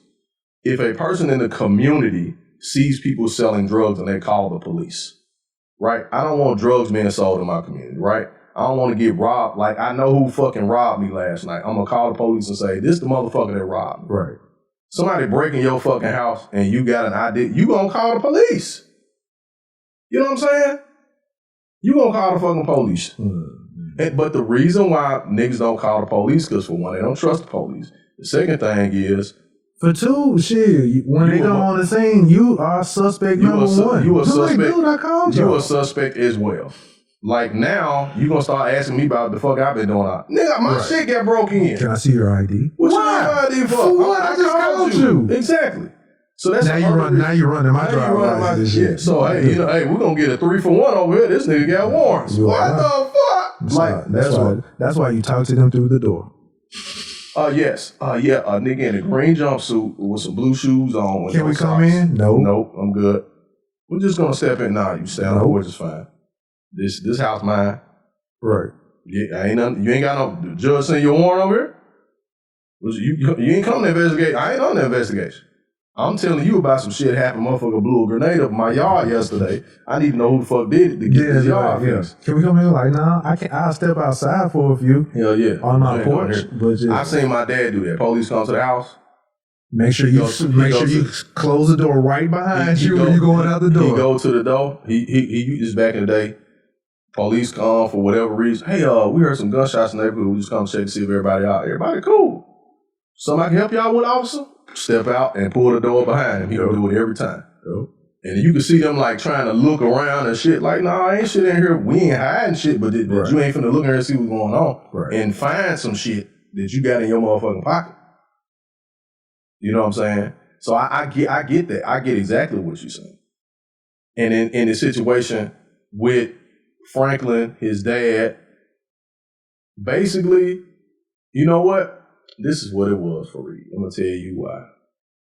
Remember Reed said, like, basically, you can't get out this game without losing something close to you. I lost my brother. This nigga been on a tear because his brother killed himself. No, his brother killed himself. Well, his brother died. Yeah, his brother died because the what's-it-called fed him all that cocaine and shit. And basically weakened his heart, and he died. He had a heart attack later. But it's because he put his brother out there. He put his brother out there. That was his fucking fault. And then the conversation with his dad saying, I wish it was you. And all that. So now he think, okay, well, shit, I lost some motherfucker. You got to lose some. Make sure you lose everything. You're like, dude, stop it, man. Yeah. Now your motherfucking ass mad because you put your brother in this situation. You know what I'm saying? Right. You know? And hey, in all honesty, Franklin's dad could have stayed away. He could have been like, hey, man, I ain't fucking with this shit. I just go sleep. I stay at the motherfucking, the shelter. But damn, the shelter was being ran by drug money anyway. That's it. You see what I'm saying? That's my only thing. I hate when people with moral compasses now all of a sudden they want to. Well, see, here's the thing. Want to try and shame you. Like, dude. Well, here's the thing. Here's the thing with that. A lot of everybody want to try and moral compass somebody to death, knowing damn well they sinning, doing some other type of a sin. So here's it is. A lot of stuff that is for the community has been funded by clandestine activity, right? Explain clandestine, sir. Clandestine criminal activity, right? Whether it's fencing, whether it's drugs, whether it's... So you and your Stephen A. Smith ass words. But I don't have a Stephen A. Smith hairline, thank you very much. Because you shaved it all off. I sure did. Go to hell. Truth be told, your hairline is like Stephen A. No, it is not. I'm going to tell you something. My hairline is not like that. Actually, looking at you on the Zoom, you look like him with a hat on. That's fucked up, bro. That's fucked up. This man sounded like Stephen A. Smith with a hat on. I need that Stephen A. Smith cheese, though. Hey. I'll take it. You get on there and act a damn fool. Shit, they whoring him out. You talking about how we're talking about our money and shit. Slaving. He's slaving for that money. Like, he should be getting paid more money. That's what I'm talking about. He's getting a lot of money, but he should be getting paid more. And because what he's getting paid ain't what he should be getting paid. But you know who else? I hated that he passed away before he could really, really get his just due. ESPN sports news as it is right now would not be the way it is if it were not Stuart Scott. For Stuart fucking Scott. Oh yeah, definitely. Period. Point fucking blank. The lingo, the hip hop shit, the smooth shit, the cool as the other side of the pillow, like all of this shit that they doing now. He's the one that started that shit. He the one that started that shit. It's like this nigga ain't even playing basketball no more. He just throwing the ball. And that shit go in. It's just like, Somebody said, man, I think Stephen Curry made a deal with the devil. I said, maybe Stephen Curry is just fucking great at his job and you suck at yours, motherfucker. Why do we always gotta be the Illuminati? You know what I'm saying? But a nigga good at some shit. I said, man, you in the Illuminati for throwing fucking boxes for 4 hours, bitch? What kind of shit is that? Nah, he in the Illuminati where he get promoted from throwing the boxes. Yeah, you got promoted. Come on in this room. Like, what's that movie with Richard Pryor? And he keeps saying the Masons and shit. Paul Moon the Mason. He keeps saying the Masons. And every time he see that Masonic ring, he go, oh! He go to shaking and shit. And which way is up? Yeah. Like, he gets promoted on his job and shit. And the white guy be like, come on, man. You our guy now. He see that ring. He be like, oh, he start getting scared and shit. He start getting scared and shit. And then when Paul Moon come talk to him, he see that ring. He be like, oh. Like, he be like, oh my God. They be like, man, what happened? Did you see something? He be like, no, I didn't see nothing, officer. I didn't see shit. I'm like, every time black folks be, you remember they say this shit about Jay-Z, They Beyonce? say about Jay-Z, they say about Kanye. Say about Kanye, Michael Jackson, Prince. Anytime we do something weird outside of nigga shit. Yeah. Oh, they in the Illuminati. Like, damn, nigga, maybe this nigga actually like this type of shit. What, like, maybe he's actually fucking great at his job. Maybe Michael Jackson really likes climbing trees. What the fuck? Man, you see him throwing up the diamond and shit. I'm like, the Deltas throw up the diamond too. So does Diamond Dallas Page. All the time. Is this nigga the Illuminati? Even Diamond Dallas Page was like, people start asking me, was I in Rockefeller? He was like, I was doing this when they were kids. Like, Man, I look like the sign. I do this when I do push-ups. This is fun. Oh shit! It's crazy where it's like they didn't, every time somebody blacks us, it's like they didn't gave us some type of a sacrifice or something. Yeah. Like, dude, they killed his cousin for his blood sacrifice. I'm like, motherfucker, like, damn, can we not just be successful off of hard work, man? Hey, I've been selling CDs out my truck for 15 years. Nigga. Like, what you mean? Like, damn, dog. Shit. Like, once this show blows up and we all on, Patreon and we got to deal with Joe Budden or whoever and shit. Watch them niggas say, watch they say this shit, man. They sold. Damn, nigga, been doing a pod for 5 years, 3 years. Like, what the fuck? Like, damn. Somebody finally just recognized this. Like, they enjoyed the content. Exactly. Shit. Like, damn, man. Like, yeah, man, they're Illuminati, man. They sold their souls. We gotta stop that narrative. We gotta stop that shit. shit, Crazy, man. What that man said. Because one day, well, I ain't gonna say that. I was gonna say they don't want no niggas, but there is some. Yeah, but even in the song when Freemason, he like, damn, why it gotta be some devil shit when a nigga becomes successful? He's like, that's some nigga shit. That's what that is. He's like, nigga, you can't have money and be black. Like, you know what I'm saying? Like they said about Oprah. Yeah, Oprah sold out. You know what? She's da-da-da-da-da. You know what? That syndrome is that Ester Rolle scene in Good Times. The black man, the wino, Black Jesus. Look at Dave Chappelle. That is, we have that. Well, I don't, but the masses of us have that Ester Rolle syndrome. Dave Chappelle was like, dude, I quit for 12 years because I didn't want to wear a dress and I wasn't going. I signed the contract, but I said, fuck that shit. I'm gone. When he comes back and says, I'm going to do my own shit. Y'all don't keep that shit. I'm going to do my own shit. And then he said, you know what? No. Y'all owe me money. Fuck that shit. Fuck that shit. Y'all owe me some money. So this is what we gonna do. Nigga. Y'all don't watch this show. Don't cancel the whole network. Just don't watch my shit. Just don't watch that shit. And Netflix said, you know what? We pulling this fucking show. When Netflix pulled that show, and then that other network pulled that shit. I think HBO pulled it too. And then when he went to the dude at CBS Viacom was like, you know what, man? We do owe your ass a lot of money. We made billions off this show. We need to pay this man. And they paid the shit. And that was that. And Dave Chappelle didn't sell out, didn't. It was, hey man, look, people show up on your own accord. On your own, and it's possible. You don't have to bend over for folks if you just do the work. That's all you got to do is do the work. But full circle, beginning of the conversation. That's why I was saying if you focus more on teaching your kids on creating money as opposed to just the appreciation. Hey, you can throw all. Hey, you know what? He was willing to throw all that shit away. Yep. That's what I'm saying. The appreciation, you don't really have to focus on appreciation because he can throw it away. Mm-hmm. Now he was like, hey, I still had to feed my family, of course. But he feeding his family because he can create money at any point in time. He can do it at any time. If you can create money at any point in time, all right, cool. I'm gonna throw that shit. You ain't finna make no money. I ain't finna make no money either. Neither one of us gonna make no money. Cool. But I'm finna create something else. I'm gonna go do something else. I know I can. Mm-hmm. Just like that.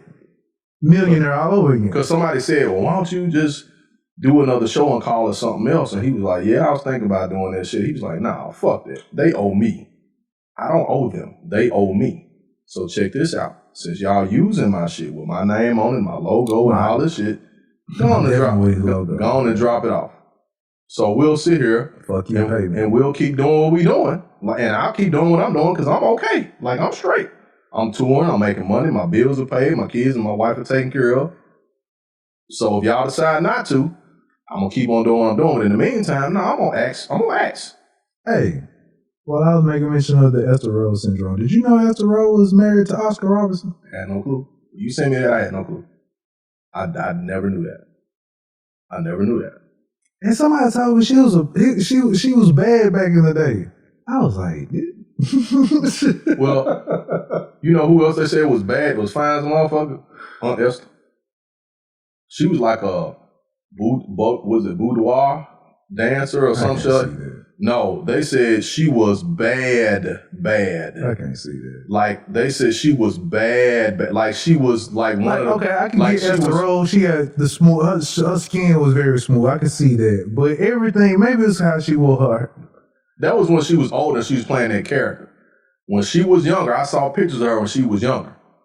Her body was off the chain. She was pretty, like, she, you know. Who you talking about, Esther? Yeah. Esther Rolle? No. Aunt Esther. Oh, okay. Yeah, the lady that played Aunt Esther. Well, I'm talking about Esther Rolle. Yeah, Esther Rolle, yeah. After a while, she was looking like James in the face. They both look alike. I was like... No, Florida Evans always looked like... I was watching, and she always wear orange all the time, so I always refer to her as Miss Orange. Somebody was telling me I need to give because I always dog Good Times. I can't stand the show, so I watch it from time to time just to see. And I'm like, man, I can't believe I'm watching this giant. Good Times there's nothing good happened on this show till the last episode. It was always oppression, man. It was fucking depressing. Hell yeah. It was pretty much like watching them be worse and you feel better about your life. Yep. Mm-hmm. That's the only way I can look at it. And they used to fuck up opportunities and shit. Like when good opportunities would come, they would fuck that shit up, like overplay it or underplay it or be too like, with the Black Jesus and shit. He was like, look, all I know is when we put it gotta be the devil if you making something successful from you. Like, why? Exactly. Why is this? Yeah. But you know what? A lot of people looked at that show now and they be like, you know what, man? That show was counterproductive for Black people. That's why I keep telling people, white people wrote that show, man. Normal Lear. Yep. That was their interpretation of the ghetto. Yep. Normal Lear. And the reason why, now we gotta move on. The reason why John Amos left that show because of that very imagery. The imagery, and they turned JJ into a coon. He was like, once they started him with the, dynamite, all that old shit, like, he was like, I can't do this shit no more, because they're making a fool out of this kid. And he loving it, because he's the star of the show now. You know what I'm saying? That's why I think that's partially why, what's his name, stopped doing Urkel. He was like, I couldn't get past that character, and then that's what the show just became all about fucking Urkel. You know that he came out with his own strand of weed? Yeah, he got his own strand of weed. It's called Purple Urkel. Yep, he got his own clothing line out. Yep. Julian White actually doing some big shit. He's doing some big shit for a while. I know. And you know this dude got a degree from He got a degree in like aeronautical engineering or some shit from the University of Berkeley in California. Hell yeah, smart as fuck. Like that character, like he's a fucking genius. So I guess he really is Earth. Hell yeah. Like he's like, dude is smart as fuck. That fucking Ashton Kutcher, another one, fucking genius. You know, he wrote that movie, The Butterfly Effect. Really? Hell yeah, that's it. Like he wrote that shit. I really want to get into that writing a script or a movie. Hell yeah. You could do it. I just got to know how to take the time just to put it all together. Yeah. That's why now when I watch movies, I put it on closed caption. Because when you watch it on closed caption, it's pretty much a breakdown of how they written it in the script and shit. Yep. Because it's like interesting noise. That's true. Yep. All that other type of stuff. So I get little pointers trying to watch it from that viewpoint of it. But people, teach your kids how to create money. And don't shit on their dreams. Don't shit on it. Teach them how to support that shit. Because it's crazy, like the stuff that we were told probably ain't gonna make us any money. Full circle, we are coming back to. Yep. Because that's what we liked. And we hid that for whatever. So embrace your kids' dreams, whatever they feel. Eventually, they're gonna come into whatever it is that they like and grasp. Yep. And it's gonna be profitable for them. Right. The shit that you like, you typically are good at it. Right. Because you like doing it. So repetition, you get better. You know what I'm saying? If it's playing the trumpet, you don't want, even though you don't want to hear the trumpet in the house, hey, put them in the garage. You know what I'm saying? Hey, play that in the backyard, boy. Disturb the neighbors, motherfucker. Like, just tell me when practice is, so I can make sure you're on time. Hell yeah. Yeah, we gonna wrap that joint up. Hey man, don't trust anybody named Reed. Don't trust anybody named Reed. Dirty ass. Hell yeah. Shout out to who I need to shout out. I gotta shout out Coffee and Wine. I was on their live last night. I forgot that topic. It was like, quit being somebody you're not. That's what it was. Jumped in on that, so I give a shout out to Coffee and Wine. Yes, sir. Also give a shout out to the viewers and listeners. Hey, just picking up. I have been engaging with a few comments back and forth. I know on YouTube, but the engagements is picking up. Interactions, even on Facebook and everything. So we appreciate that. Absolutely. You like us. You really like us. Yeah. There's some people that listen faithfully every single week. There's some people that listen faithfully and they ain't even a fan. Yep, that's right. Don't even don't like it. Like, they not even fans, but they be listening. Like, nigga, okay, all right, I see what you're doing. I see what you're doing. Club cracker eating ass motherfucker. Ugly ass nigga. Limu emu looking ass nigga. Liberty. Face ass. Oh shit. But yeah. But again, thank you. Again, I am your host, Jason J. Will Does It. Got my guy, nose picker face ass. I ain't picking my damn nose, man. You got me fucked up. I'm on video, man. Scratched my nose. Ivan, the Grizzly. That's me, Ivan the Great, baby. And we are the Off on a Tangent podcast, episode 82. And we're about this jump, man. All back. Peace. Town.